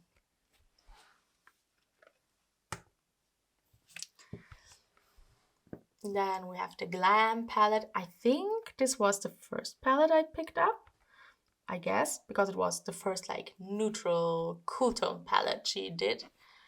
And this is the inside. I've used it a lot. The thing I don't like about this palette is that the shimmer formula is just pretty simple. Let's put it like that. Soft, tiny sparkles. They don't do a lot for me. I know that, like, for example, my mom, she doesn't like super sparkly eyeshadows, so she would love the formula in here. It's definitely for her. So it's for people who like softer shimmers, softer sparkles, nothing too intense, nothing too crazy. And yeah, I want a bit more crazy in my life on an everyday basis. I still like this palette. The mattes are incredible. This one here is too warm tone for me. This one here too. I feel like these, oops, sorry. Um, so this one here is too warm tone for me. This one here too.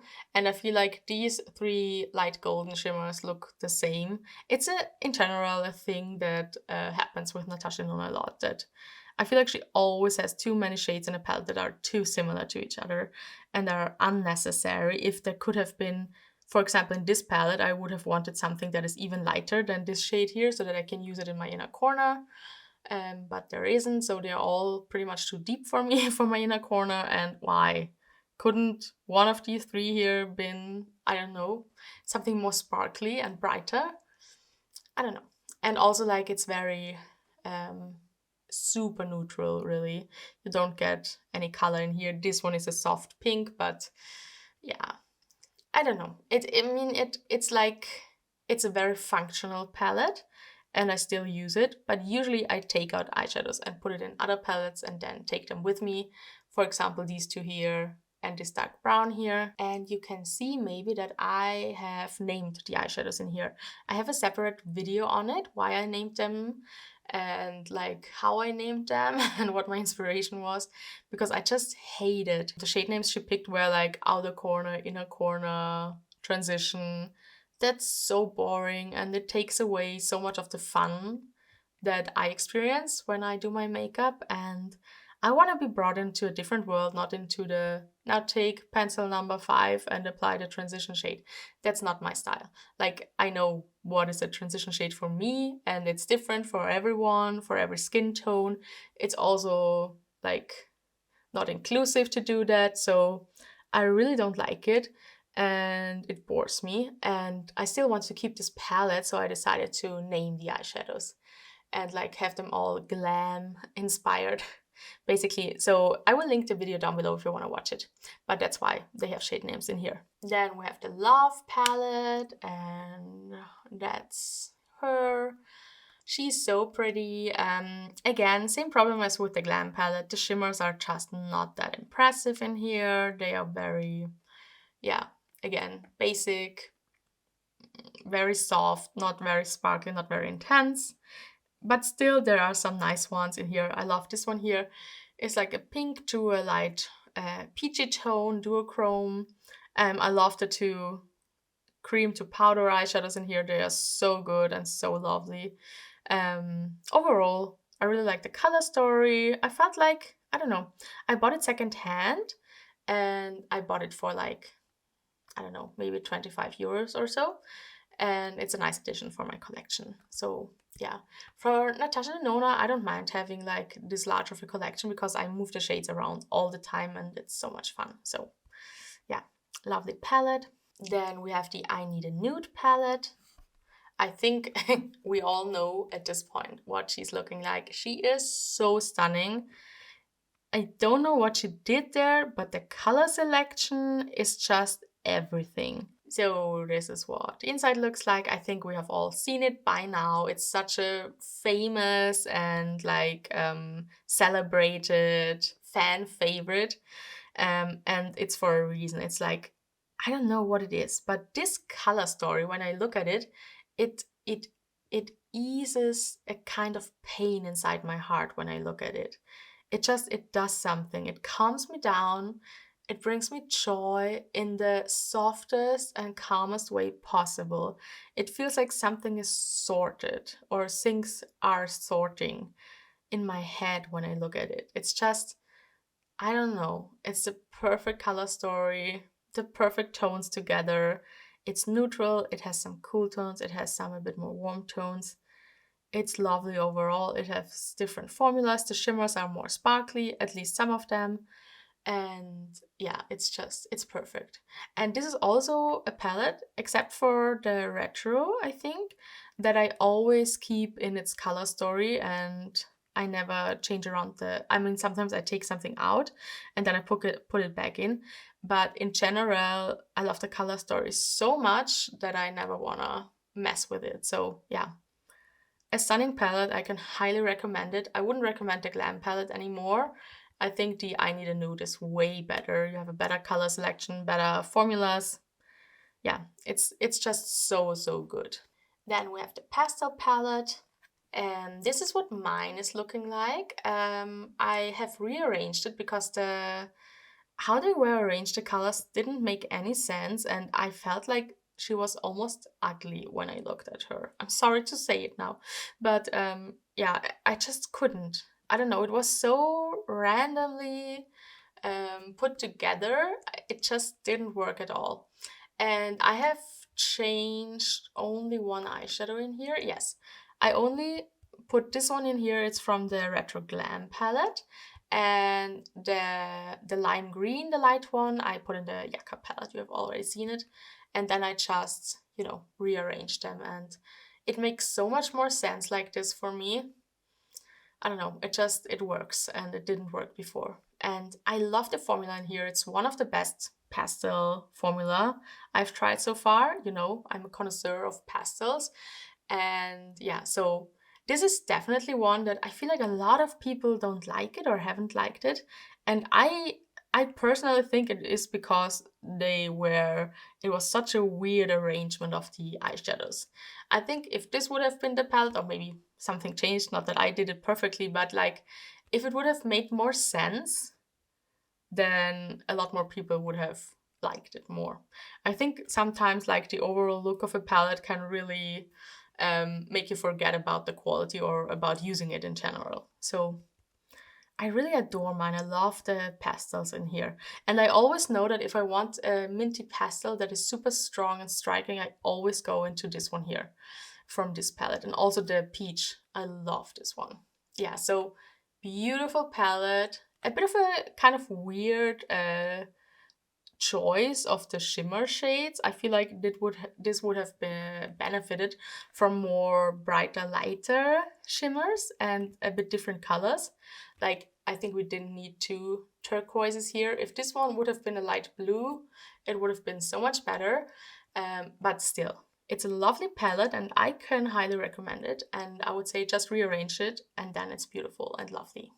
Okay, and then lastly we have the Retro Glam palette. You know me, I mean, mint and sagey greens. What more can I say? It's a beautiful color story. In here, I don't mind the pinky shades that much because because everything else is basically cool tone neutrals or sagey greens, which are my favorite colors in this world. And I have changed two eyeshadows in here. One is the darker green. I exchanged with this one here from the Yucca palette, and it is like the other one is in the Yucca palette now. This one is here, this deeper teal shade. It's a matte eyeshadow, and then this is also from the Yucca palette, and it's a cream to powder, and it's more of like a darker, more like olivey green color. And the lighter shimmer that was in here is in the pastel palette. So yeah, that's my a bit changed up, but in general, I like everything is in order as it was before. I just changed up these two eyeshadows in here. So again, lovely Natasha Denona formula. I wish the shimmers in here were a bit more sparkly, but Flutter here in the corner is a beautiful soft champagne, super sparkly. It's something that definitely was like missing in her collection, I think. And she could do shades like this a bit more often for my taste. Although sometimes I feel like she doesn't go light enough in her palettes. And when I look at this palette, it kind of, it makes my heart melt. It looks so lovely. I love this color story and I really like this palette, so of course it's staying like all of the other ones. Okay, then we have these palettes here and they are all from brands that I have only one palette from. So I would say let's just go through them. So I have one from Lisa Eldridge. This is the Vega palette. So this is what she looks like, and as you can see, it's a cool tone, neutral palette. I have changed out one of the eyeshadows in here, and it's this one. This one is, I think it was a single that she released, or maybe it was in her new palette, and then you could also buy it as a single. I can't remember. It's just a light champagne shimmer. It's like an inner corner highlight, and it was missing for me in this palette. There was another taupey shimmer in here, and I just didn't need both of them. I love these. They're a great formula. They're almost like the cream to powder. No, yes, the cream to powders from Natasha Denona. As you can see in here and in here, I have pretty huge dips in them already. I think I will hit pan at some point very naturally. I love taking this for traveling, and yeah, overall, I really, really like this formula. I wish that she would bring out more like fun color stories or yeah, just fun eyeshadows in general. Um, but I'm glad that I have this one. It's a kind of a staple in my collection. Okay, then this is my Jungle Lights palette from Flower Beauty. They just announced that the brand is closing, which is really sad. I love this palette. I have it for many, many years. It still performs beautiful. I have to admit that I don't reach into it that often anymore, but I don't know. There's always a time where I think of this palette fondly and then I reach into it again. I mainly use this eyeshadow here or this one here. These two are my favorites in here. And yeah, it's a beautiful formula. I always wanted the other palettes from Flower Beauty, but unfortunately here in Europe I couldn't get my hands on them.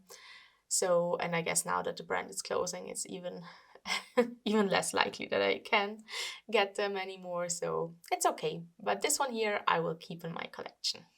Then we have the Cursed Moon palette from MBA Cosmetics. It's the first palette that I picked up from the brand. I've had my eyes on them for a very long time. And then when they released this palette with this theming, that's like everything I love in here. And the color story was also something that I really liked. It was very cool toned. Let me show you. So here we are. It's a beautiful 9-pan palette. And these shimmer shadows are so incredible. These two here have become my favorites so fast. I take them out of this palette so much and put them in other palettes and take them with me, and it's incredible. The matte formula is okay too. Not my super favorite, but it's a bit like the Fantasy Cosmetica matte formula. They remind me of each other. They're good. You can work with them. It's just like they're not the kind of shades that are blending themselves or anything. So you just have to work with them with every other matte formula. And only some brands have like a formula where I feel like they blend themselves, like Natasha Denona or ABH or yeah, Pat McGrath. And that's Liberaine, I would say. Yeah. But the shimmer formula is so incredible that I would actually highly recommend this brand.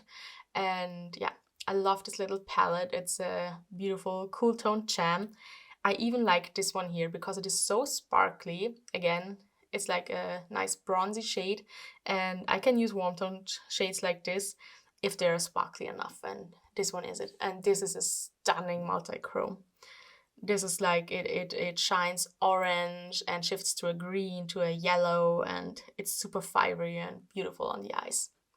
And I have a matte black in here, so a bonus point for this palette. So yeah, really like it. I'm watching the brand very closely, like what they are releasing in the future. But for now, I'm happy to have this one, and it's staying. Then we have this palette here from Glam Light. It's my only Glam Light palette, and it was the first one that I picked up. Here you can see the color story. It's a pretty monochromatic purple palette with like one more reddish tone and then this greenish gold. And I don't like it.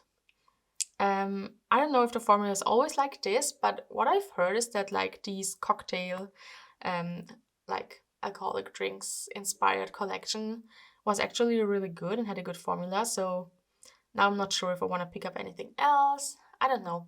They rarely ever interest me with all of their collabs, but of course, if the right collab is coming, maybe I will pick it up. I was very tempted by the Lord of the Rings collection, but I don't know. I don't trust that I really like the formula. All of their shimmers, it's like a very similar formula to the one from Blend Bunny. And they are nice, but just not impactful enough for me. And also, when you see this color story, the color selection, like everything is mid-toned or deep. All the shimmers have a deeper base. Nothing is light enough for me. There's nothing I can create like contrast with. And I just don't like the color selection actually, despite not liking the formula as much. I also didn't think that the mattes were performing that well, so yeah, I don't know. There's just no reason to hold on to this, and maybe I will give this brand another chance in the future, but for now, I don't need it.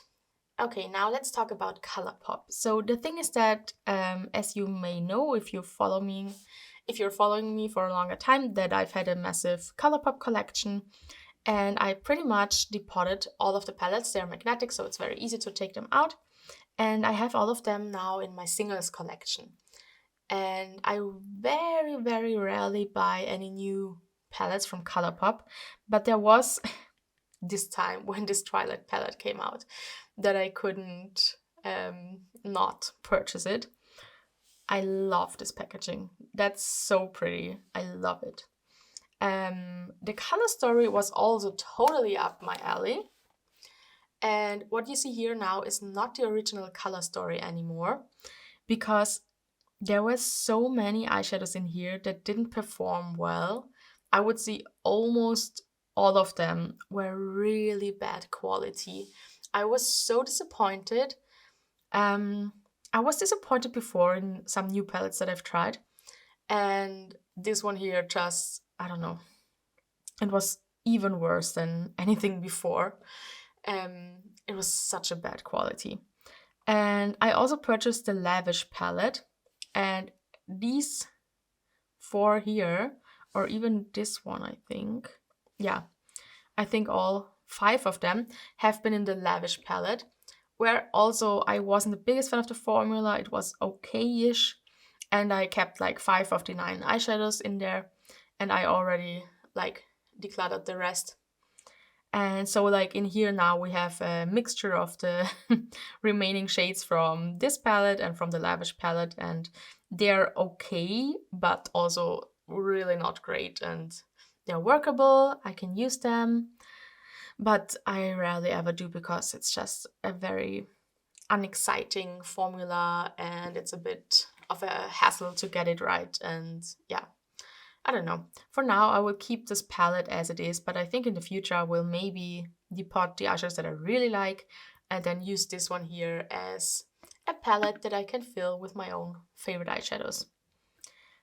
But like because of the packaging, the theming and everything, I will definitely hold on to this one. Okay, now we're getting to the more fun eyeshadow palettes. Let me put these to the side. So this is my first and only palette from Clarity Cosmetics. It's Return to the Sea. I think they brought out like 3 different palettes when they launched this one here. Through 3 like mermaid sea inspired palettes. This one here is the one that is the most pastel leaning palette. All the others one had like a bit more like curated color stories. Like this one is a more like a rainbow pastel palette, and the other ones were like more like a purple leaning palette, and I can't remember what the third one was. Maybe more blue heavy. I can't remember. I always wanted the Summer Amazing palette from Clarity Cosmetics. It was like on my wish list for the longest time. Then they brought it out again in like a mini version, and I wanted to get it, but it was so expensive at the time I couldn't pick it up. And I kind of missed it. They didn't bring it back again, but they released this one here. So I thought, okay, I always wanted a Mermazing palette. This is again a rainbow pastel palette. This looks like it's made for me, so I finally purchased it. And I'm not in love with it. I'm not as in love with it as I thought I would be. The matte eyeshadows in here, they are fine, let's say fine, but they don't have a lot of pigment, and I feel like I have to build them up and build them up and build them up like forever until they show up. And then if I ever touch them with a different brush, I would dust them away in a second. But they do show up, but you have to build them up a lot, and then you cannot like blend them. But that's just like that's a rule for all pastel eyeshadows. I love the color selection in here. I do use it from time to time. It's not that I don't reach into it, because like pastels I always reach for. I really like the shimmers in here. The only thing that I have against this formula is that it is a very loosely pressed formula. It feels pretty crumbly, and I'm always afraid that I get half of it on my cheek while I try to apply it to my lid. And also after that it sticks to my lid. So because it's so loosely held together, I don't know, it's a bit of like, I have to be very careful with them, which is nothing that I like to have to be. So yeah, it just, there is this one barrier to use this palette, but I still like it and I still use it because I love the eyeshadows in here so much. Like especially like the shimmers, I love this one here, this one here, this one here, and also of course my minty green I love very much. And this yellow here is also very beautiful. I don't have a matte yellow in any of my other pastel palettes, I think. No, that's not true. In the Menagerie one, there is one, and in the Blend Bunny would also be one, but I'm decluttering that. So yeah, I will keep this palette, and I'm glad that I finally got to try Clarity Cosmetics. Let's talk about Ainsley Rain. So this is the first and only palette I've picked up from them. It's the Cold Moon palette. It's their cool tone, neutral palette. And it's kind of what cool tone dreams are made of. I love the color selection in the mattes. It's amazing. You get like everything. I love that we have different tones. It's not just grays. It's like we have one gray and everything else has some other kind of color. Only this one, it's also a gray. But like we have a taupe here, we have a very light taupe, sandy shade. This one is a cream color. Then we have something that is a bit more pinky. This is more mauve. This is even more mauve or more purple. And then we have a brown and a deeper taupe. Perfect. Perfect selection. Everything I want in a cool tone neutral palette and not boring. Now, if we talk about the shimmers, I mean, you still get a lot of variety in the shimmers, but there are some shades that are like, a lot of them are multichromes, almost all of them, I think. And they're like, for example, Snowdrop, Saturnalia, and Snow Crystal. And they look different now in the viewfinder, but they all shift to the same kind of green. So I feel like on the eyes, they can look very similar to each other. And then also the same goes for Aurora, what is this called? Hion and Borealis. They all three of them shift to a pink. So that's again, almost the same when I apply it to my eyes. What I absolutely love in here are these three eyeshadows here. They look very boring, but they are so sparkly and intense. And at first I thought, why do we have two silvers in here? That's not necessary, right? But Wolf Moon actually is almost just like a sparkly topper. So you can apply it over all of the other eyeshadows in here and you just get beautiful, bright, silvery sparkles. Amazing. This one here has a bit of a deeper base than what you see now. So it's a nice like one and done eyeshadow. And this one here is like a bit more of a mauve shade. It's so nice, so sparkly. I think it's my favorite shimmer in here. The other ones, they're a bit flaky. This one here too, Snow Fairies. And because of that, they're not so easy to use sometimes. So they need a little bit of finicking and, I usually don't want that. And in general, they are like, I don't wear multichromes on an everyday basis. I love super sparkly eyeshadows. I love Duochromes, but I don't need a multichrome always. But like, I think if there were only 3 of them in here, it would have been perfect. But like, yeah, it just wasn't necessary to have so many that are so similar to each other. This palette has been very expensive. To me, it was worth the money. I wanted to try Ainsley Rain. The matte formula is amazing. I really love the matte formula in here. I don't know if there's any other indie brand that I feel like has a better matte formula. No, actually, definitely not. Like, no other brand, no other indie brand has better matte eyeshadows than Ainsley Rain. And I mean, the shimmers are super impactful and lovely. So, like, it's overall, it's very high quality. I think, yeah, the brand does some really, really cute and fun things, and maybe in the future I will pick up something else. But for now, um, I'm good with this one. Now let's come to my Nomad palette. So this is from Nomad Cosmetics, and it's the Ghost Town USA palette. And as you can see, when you change, like when you hold it differently, this here changes. Oh, I love that effect. It's so cool. And I really like both of the pictures here. It's so cool. I could do it the whole day. Okay.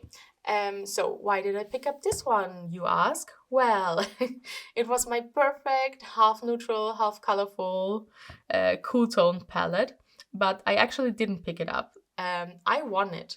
Like, I wanted to try Nomad for a very long time, but none of the color stories was kind of right for me. They were always just too colorful, too bright, too much.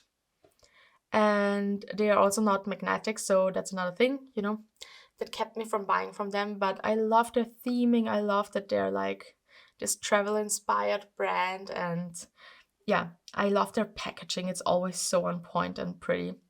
So if they were magnetic, I think I would pick up way more palettes from them and use the packaging to, you know, move around eyeshadows and take them with me.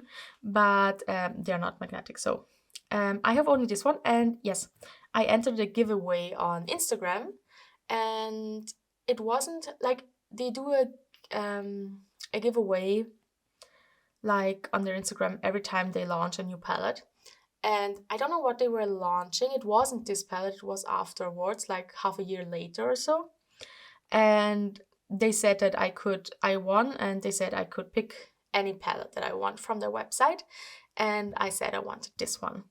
It was like the only one that always like screamed at me to pick her up. Now they have way more that I'm very interested in. But back then, this was the only one, and yeah, they shipped it to me. I've gotten it. I was so happy. I'm so thankful, and yeah, it was the best like opportunity to try the brand and everything. Now let's talk about the palette actually. I really like the shimmers. They're super sparkly, super pretty, more than just normal. They are a bit like, they have a bit of a squishy formula. I know a lot of people don't like it, but I love that formula. So it's a super, like, it has depth, the shimmers, and also lots of sparkle running through it. So yeah, the matte form is also very nice, very buttery soft, easy to use. I'm a total sucker for these two stagey greens here. I use them all the time. I reach into this palette specifically for this and this eyeshadow here. And this one here, it's like a super deep black and brown. And I actually use it in my hair sometimes if I feel like I have some spots where I need some more coverage. This one here is my hair color. It's like a brown, a blackened brown. And yeah, so that's why you can almost not see the imprint anymore in this one here. I feel like I have used up like the first layer of the eyeshadow. Love the more like taupey, cool tone neutrals here. I can work with all of the mattes. You know, navies aren't my favorite, but they are fine quality. The only thing is like these two here I feel like we didn't need because they are very golden and like warm leaning greens, and these are cool toned greens. So I feel like it would have been nicer to get something that is actually the tone of the shade beside it. That's my only pet peeve with the color story. Everything else is beautiful, and yeah, I love this one, so it's staying. It's finally time to come to my last pile of palettes here. And these are brands where I have 2 or 3 palettes from. And I think it's, oh, they're a bit in, yeah, okay, I have to go through them and put them in order. And I would say let's start with the ones on top, and these are from Gourmand Girls. Okay, so I have 2 palettes from Gourmand Girls. I have the Call of the Sirens palette. I also have the face palette that they have brought out in this collection. And I've got Peach Perfect. Let's start with Call of the Sirens. It's like a mermaid themed, underwater themed palette. So I basically had to get it. Here you can see the beautiful and stunning inside of this palette. I love this color story. It's like a very jewel tone color story. It has two very deep lilacs. Love them. I have a more warm toned leaning brown and a gray, which when I mix them together, I can create my perfect like taupey shade. So I have a neutral here that I can work with. I have something that is deep enough to deepen up looks, and I love using a deep purple for deepening up my looks. Yeah, this is incredibly sparkly. This one here too, I love them. Oh yeah, and this one here. This one here shifts to a green. This one here shifts to a gold. And even this one here, that is way too warm toned for me. It is so sparkly that I actually love using it.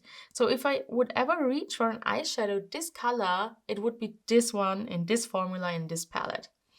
I'm such a, I don't know, I was so surprised.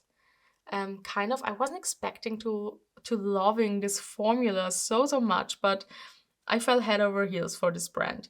And yeah, I'm totally in love with it. So of course it's going to stay, and I'm already thinking about getting some more palettes from them. But I have to be, you know, I have to be good with spending money. The palette is not magnetic. That's the only thing that, isn't perfect for me. But the color story is so lovely, so I had to pick it up. Then the Peach Perfect palette, I think, was what made me kind of interested in the brand when they brought out this palette here. This peachy and sagey green dream. And I can only tell you that it is actually really what dreams are made of, at least my dreams. I love these two here again. This one here is a bit of a brighter pastel mint. This one here is the most incredible, brightest minty green with a blue shift. It is so sparkly. It is so bright and intense. It's absolutely stunning. And then I also love peaches. And then I also love peach eyeshadow or corals. So I love this combination in here. And I've heard so many people say that like they thought it's just like, they're too orangey or too bright or whatever.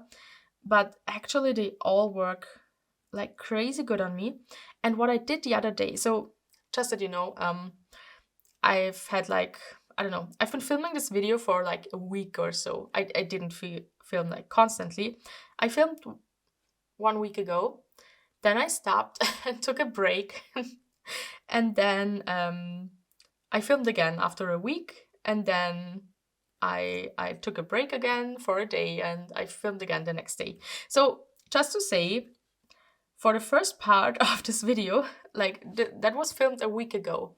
And in this week, I kind of found out that if I mix this very neon orange shade here with this pastel peach, then I get my perfect neon orange peachy color that I was talking about when I talked about the Give Me Glow pastel palette. So I told you that like I'm on the lookout for this perfect shade for me, but I kind of found it in this palette in this week. I've just had to take another break because the battery died on my camera, so I had to change it. That's what I did. I can't remember where I was. I think I was telling you that the combination of these two is giving me my perfect neon pastel corally shade, and yeah, I don't have to look any further. I love this color story. I love that we get a brown in here. I love when there is like something neutral to ground the palette. I also love this super deep green for deepening up looks. This is a beautiful mauve shade. And this one here, I love this one. It's a light peach with a bit of a pinky shift, but it's super subtle. It's very nice for the inner corner, and I just love eyeshadows like this. I don't know. It's light enough. It's working so well on me. I wish we would have gotten it in a sparkly formula. This is a very subtle duochrome, but in a very non-sparkly formula. and I will always prefer sparkles. So that's the only thing I would change in this palette. Other than that, I really love everything in here. Even this one here is working on me. I don't know what it is about this palette. It just works. And yeah, I really love it, and I'm so in love with the brand now. Let's talk about Adept Cosmetics. I have multiple palettes from them. You can only see 2 of them here, but I actually have, I think, oh god, I don't know, maybe 7 palettes from them. No, I think I have 3 of the longer ones, and then the 1/9 pen that they had, the House of L palette. So that's 6 palettes in total. And I depotted almost all of them. I only kept these 2 here in order. So this is the Legend of Ardra palette. When they released this with this holographic packaging and also the color story inside, I was done for it. I needed this palette. When I saw it for the first time, I knew I had to get it. I don't know what it was about it. The packaging, the theming, everything in here. I just love it. Love the color selection. The eyeshadows are so stunning. Adept's formula is incredible. The matte formula, again, is a bit like the one from Fantasy Cosmetica or from MBA Cosmetics. They are good, they are workable, and yeah, that's all I can say, but it's not my top favorite formula. The shimmers, although this is one of my top favorite formulas, they are squishy, super sparkly, super intense, have multichromes, just duochromes, just sparkles, just everything, and I adore them. So yeah, I love this palette, and I move the eyeshadows around all the time. It's magnetic. That's why I depotted all the other ones, and yeah. I will show you next the Sumerian Sunset palette. This is one that I wanted for a very long time, and then I picked it up online secondhand, and I didn't pay full price, which was nice. I think I paid 45 euros for it, and I think it's almost, I don't know, 80 or 90 euros. And it's a stunning color story again. I was so in love with it. And I just needed to get it. I love this shade here. It has a beautiful red sparkle. It's so good, so stunning. This one here also, it has a super bright green base that you can't see right now. And then it shifts to like a soft pink and blue. I love the matte selection in here. These are some of my favorite mattes from Adept. Love the colors. This one here, I don't know if you can see, but it's actually a very bright light yellow that I can use, that works on me. I love a peach, I love this green, I love this green. This one here is a bit, burnt orange. Not my favorite on me, but still a nice addition for this palette. Yeah, I just love it. And I don't know what it is, but I don't like the other packagings that they have brought out, like the longer palettes that they had before. But I love this format.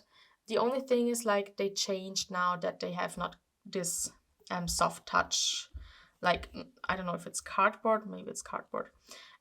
Like this kind of packaging they don't, yeah, and in here it's also cardboard. So they changed it to plastic, which I don't like. So now I'm less tempted to pick anything up, which is good for my, for my wallet. So it's okay. But these 2, yeah, I love them. And then in here, I wanted to show you, here is a part of the depotted eyeshadows that I have in my collection. And this palette here is always like this. In here, I always have the shades that I'm not currently having in one of the 2 palettes. Usually, as I mentioned, I move them around and create my own color stories and everything. And then there's also another part where I have all the eyeshadows that I don't use from them. So the murky greens and everything that I have, all the eyeshadows that I'm just not drawn to. There were a lot of like multichromes that shifted to green and some warm toned neutrals and everything.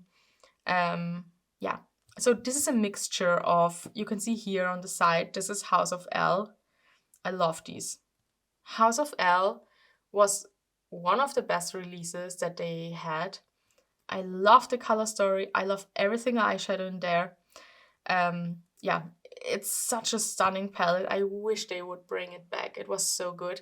And I also wish that she would release a bit more 9 pan palettes, because it's just a bit more affordable. And I cannot buy big palettes for 100 euros every month. So it would be so nice if she could release like a 9 pan for like 50 euros or so. Yeah, but I mean, it's okay. I feel like I have plenty from the brand. I don't actually need anything more. That's also a reason why I'm not so tempted anymore. What you can also see in here is the Minka palette, the original one. And then a lot here down here is from the Heather Austin palette and the Ninhydrin palette. So these are all the palettes that I have from Adept. And yeah, I use them a lot. You can see they all have pretty good dips going. It's again a very like squishy formula, and so like you can see the imprint very easily. But yeah, I just love this formula. It's so stunning. And yeah, so I just wanted to show you. This is of course in my singles collection, but I just wanted to show you because I have 2 palettes from Adept. And I don't know if I have mentioned it, but they are all staying. And also the eyeshadows that I don't really use because they're not my colors, I still keep them because I think one day maybe I wanna get into my dirty green era, and then I want to use them together with the Yucca palette from Natasha Denona. So yeah, I would keep them. They are just too good to give them away, and yeah, I'm happy with that. Now let's talk about these babies here. I have 3 different palettes from Bella Beauté Bar, and let me tell you, it's like it was love at first sight. I've tried these palettes. Formula is incredible. I love the shimmers. I love the mattes. They're all so pretty and good. The color stories are so on point. The first palette I tried from them was actually the Vamp palette. Because what I sometimes do if I want to try a new brand, and they are very expensive, then I wait for a sale, and then if anything that I want goes on sale, I pick that one up first, and then I can decide if I want to get some of the more expensive palettes that are not on sale. So the Vamp palette has been on sale for, I think, 55 euros or something. I bought them on Monolith. I love Monolith. It's a AU retailer for indie brands. I think I mentioned it before, but you know, I can't remember now what I filmed a week ago and what I told you there, but I guess I have already mentioned Monolith because I like a lot of my indie eyeshadows I have bought there. Like, for example, my Adept Legend of Ardra palette, my MBA palette, I think one of the Gourmand Girls palettes. No, both of them I purchased directly from the brand. But the Clarity Cosmetics palette, the Cold Moon palette from Ansley Rain, I picked them all up on Monolith. And this one here was on sale for a time. And I knew I wanted to try this formula. Oh, yes, and another thing why I bought it is they brought out this eyeshadow here, Skin of a Killer, as a highlighter with the Morally Grey collection. And I knew I had to have this one here in my collection. I saw a lot of videos about it, and the highlighter was about like 20 euros, I think, maybe even more. And then it was like, I could get this whole palette for 55 euros, or I can get only this one in a bigger pan, which I don't need, for 20 euros. So the decision was that I pick up this whole palette and can also try out the mattes and other shimmers. And yes, I fell totally in love with the formula. I think that some of the mattes in here are a tiny bit harder to work with, but not in like a really bad way. So they are still workable. This dark blue here, I know I always say I don't like navies.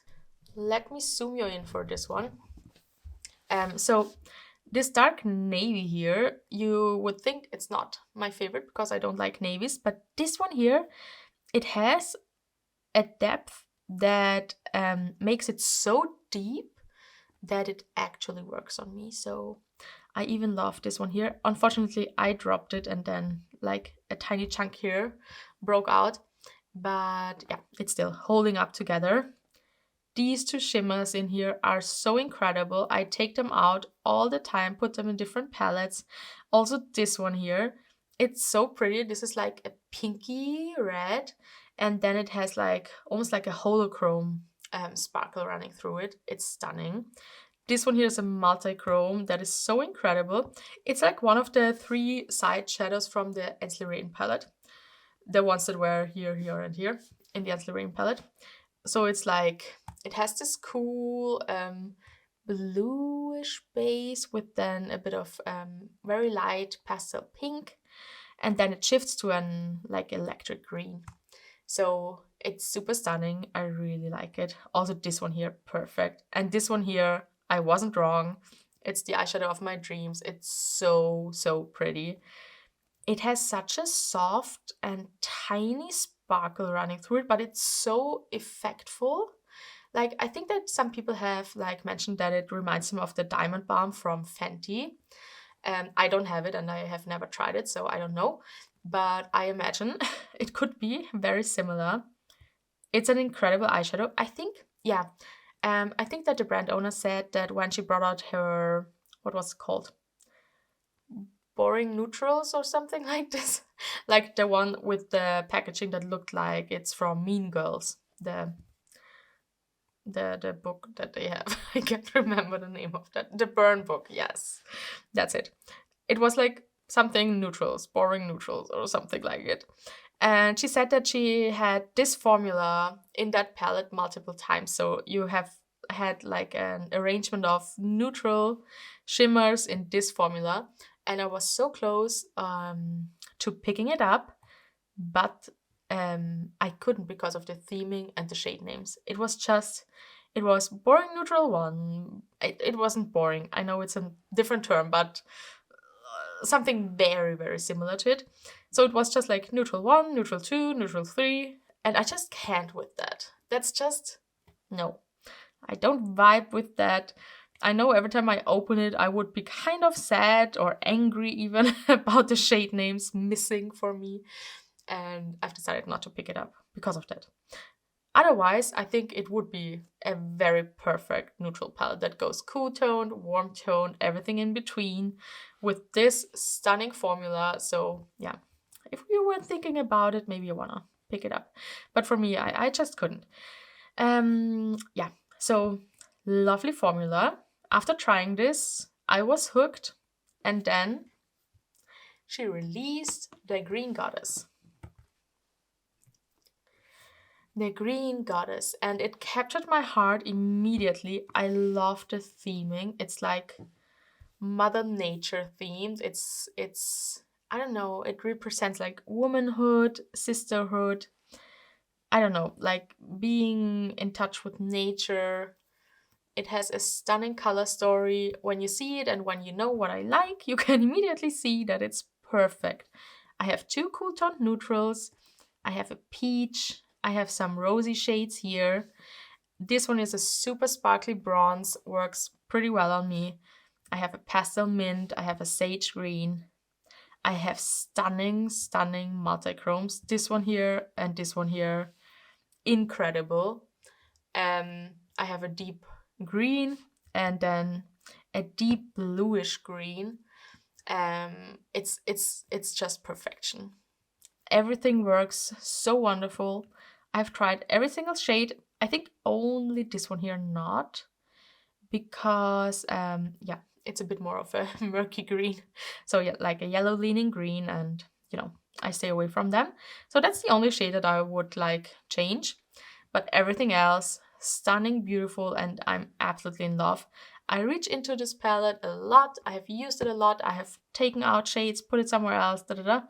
So everything I do when I love eyeshadows and everything I love about magnetic palettes. So yeah, that's another thing going for Bella Boutte Bar, and that all the palettes are magnetic and I can move the eyeshadows around. I think only the Pastel Garden palette is still not magnetic. If you know anything about that, please let me know in the comments, because if it's magnetic, then I will pick it up whenever I order from Monolith again. I know it's on there. I'm having my eye on them since they re-released it. It's like the only pastel palette that is kind of missing in my collection. And as much as I love pastels, I feel like I needed to have a complete collection. And also now that I know that I love the formula so much. So yeah, let me know if you know if it's magnetic or not. So yeah, I just fell even more in love with this palette. Now let's talk about the last palette I have to show you, and it's the Ocean Jewel palette. And I don't know, when they released this palette, I fell in love immediately. I love the theming, I love the packaging. They did such a great job there. You can see here the like shifting parts here. It looks like yeah, not like ocean jewels, of course, but also like the glass pieces that you can find in the sand. And yeah, it's so stunning. And the color story, let me open it up for you. Here is the stunning inside of this palette. I feel like I cannot put in words how much I love this palette. It's perfect. It's absolute perfection. We have some a bit plummy looking neutrals here. We have a super deep black based multichrome called Heart of the Ocean. It's so stunning. It's like a deep, this vibrant blue that you can see, and then it shifts to a purple and also to a bit of a red. It's so stunning. These two shimmers here are what dreams are made of. This is Oyster and this is Mother of Pearl, and they are incredible. But all the shimmers in here are absolutely stunning.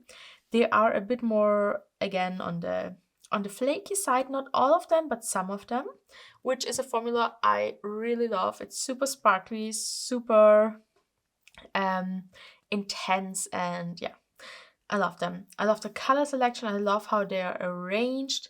This is pure perfection to me.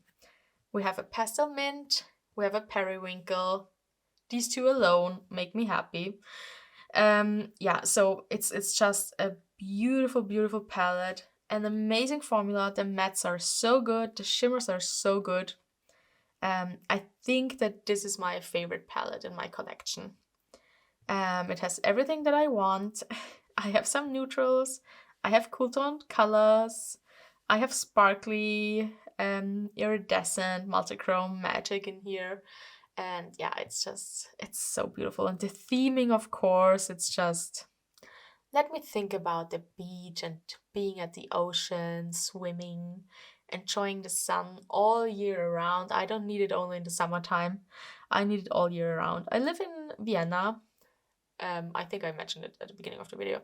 I live in Vienna. It's the capital city of Austria, a relatively small country in the middle of Europe. And we have pretty dark days at the moment. Everything is gray looking, and yeah, I just want to imagine that I'm somewhere where the sun is shining and I could maybe hang out at the beach. Yeah. Okay, so that's, my holiday vacation fantasy in this palette combined. And so yeah, it's so on point with the theming, the colors, the quality. It's amazing. I love Bella Boutte Bar. These three palettes have like made it clear it's one of my favorite brands now. I just love it. And yeah, so another one that I'm going to keep. And as this was the last one, I would say I quickly count how many I'm keeping. No, we have to go back to the maybe pile first. Let me do that. Okay, so we have three palettes here on the maybe pile. This one is the Zodiac Liber from BH. And yeah, I'm not keeping it. After seeing all the goodness that I have in my collection, it's really unnecessary to depot anything in here. So this is going. Then the Indigo Ink, I think it's the same case. I don't feel like I need any of these eyeshadows in my collection. And I think I'm just decluttering this one as it is. It's like a beautiful formula, so totally workable, and I will give it to someone who wants to try Menagerie.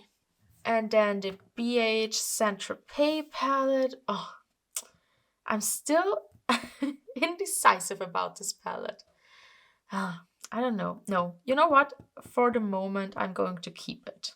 if I'm so not sure what I want to do with it, then I should keep it, use it a bit more, and then decide at a later point. So yeah, this will be staying. Okay, now let me count. Where is this one here? 3 Pat McGrath, 3 Natasha Denona. Very proud of that pile. So we have 6. Then we do have, I'm counting both of the Oden's Eye are going to go, the Glam Light, and then these 2 here. Then the 4 BH palettes. Then the other 2 BH palettes. Let me put them together here. Yes, my other Menagerie palette. And my ABH Soft Glam. So, how many are we? 5, 6, 7, 8, 9, 10, 11, 12, 13, 14, 15, 16, 17, 18, 19, 20, 21. I'm just looking around if I have missed anything, but I don't think so. Okay, so 21 palettes decluttered. Pretty good. Okay, we have 8 midi palettes from Natasha Denona. Then 3 minis that are 11. 3 smaller Pat McGrath, so we have 14. 4 Oden's Eye palettes, and then these 2 I count as one because I will merge them together. So this is only 1. So we have 4 extra, so 5. I already forgot where I was. I was at 14 and 5 is 19. 20, 21, 22,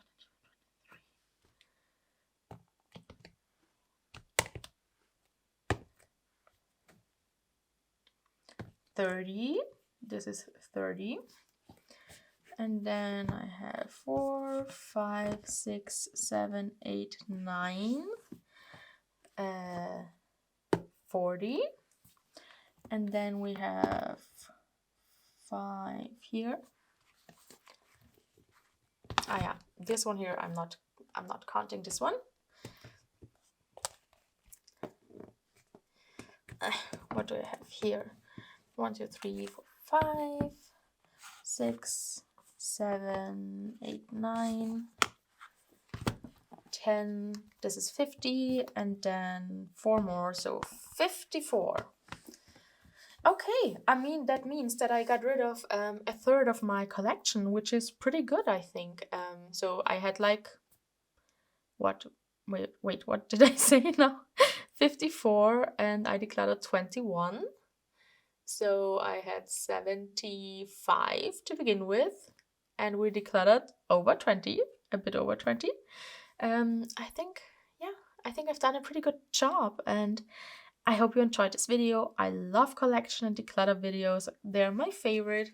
I watch them all the time to fall asleep to, just to unwind. I watch them in the background if I just want to have a smooth and nice voice talking to me about eyeshadows. So I hope that this video is also for you, that it brings you some, calmness or relaxation or information. I know we love to geek out about eyeshadows here on this channel and in the beauty space on YouTube. So hit the subscribe button if you want to see more from me. There will be definitely videos coming, like the one where I merged these 2 palettes together. So also with the Cosmic Beauty ones, I will do some frankening, I will do some repressing, some rearranging. So finally, now that I feel like everything is in order again, my collection is like free of all the things that I didn't want anymore. I feel like now I can start filming more content with my collection. Let me know down below if you want to see anything in specific. I will do what I can, and I will definitely continue with my eyeshadow project pans. I also want to start a new one. And I really want to go through with them now until the end of the year. I really want to see some progress. I hope you're excited for some progress too. Thank you all so much for watching. Thank you all for being here, for coming back to me, for kind of being patient with me when I had to take some very long breaks from this channel, but I'm never giving up and I'm never giving up on this channel. I love it way too much and I love makeup way too much. So no matter whenever I take a bit of a longer break, I will always come back. So just know that. And for now, I hope that I finally found like I have my new filming space. It's now set up in a way that I can actually use it easily every day. It's accessible to me, and I'm basically filming on my vanity. So maybe I will also film like some kind of a vanity tour in the future if you want to see that. I mean, we're surrounded by a lot of like ring lights, soft boxes, and stuff, so it's not so nice looking from my view, but it's super practical, workable for me that I can film here and have all my makeup on this side. And yeah, that's the best way for me. So now that I have it, I hope that I can continue in a very, you know, in a way that I can bring you like at least 2 videos per week. That would be my goal. So let's see how it's going. I'm very glad and happy that this video is kind of done now, because it was like, I don't know, it was weighing hard on me because I knew I had to film this video because like before I can film anything else, I just need to finally get rid of these palettes and yeah, bring some order in my collection again. And so I was dreading it because I knew that filming this video takes a lot of time and a lot of energy, which I kind of never have. So I'm glad it's out of the way now, and now we can do some more fun videos and play around with my collection. So thank you for watching and have a wonderful, wonderful day.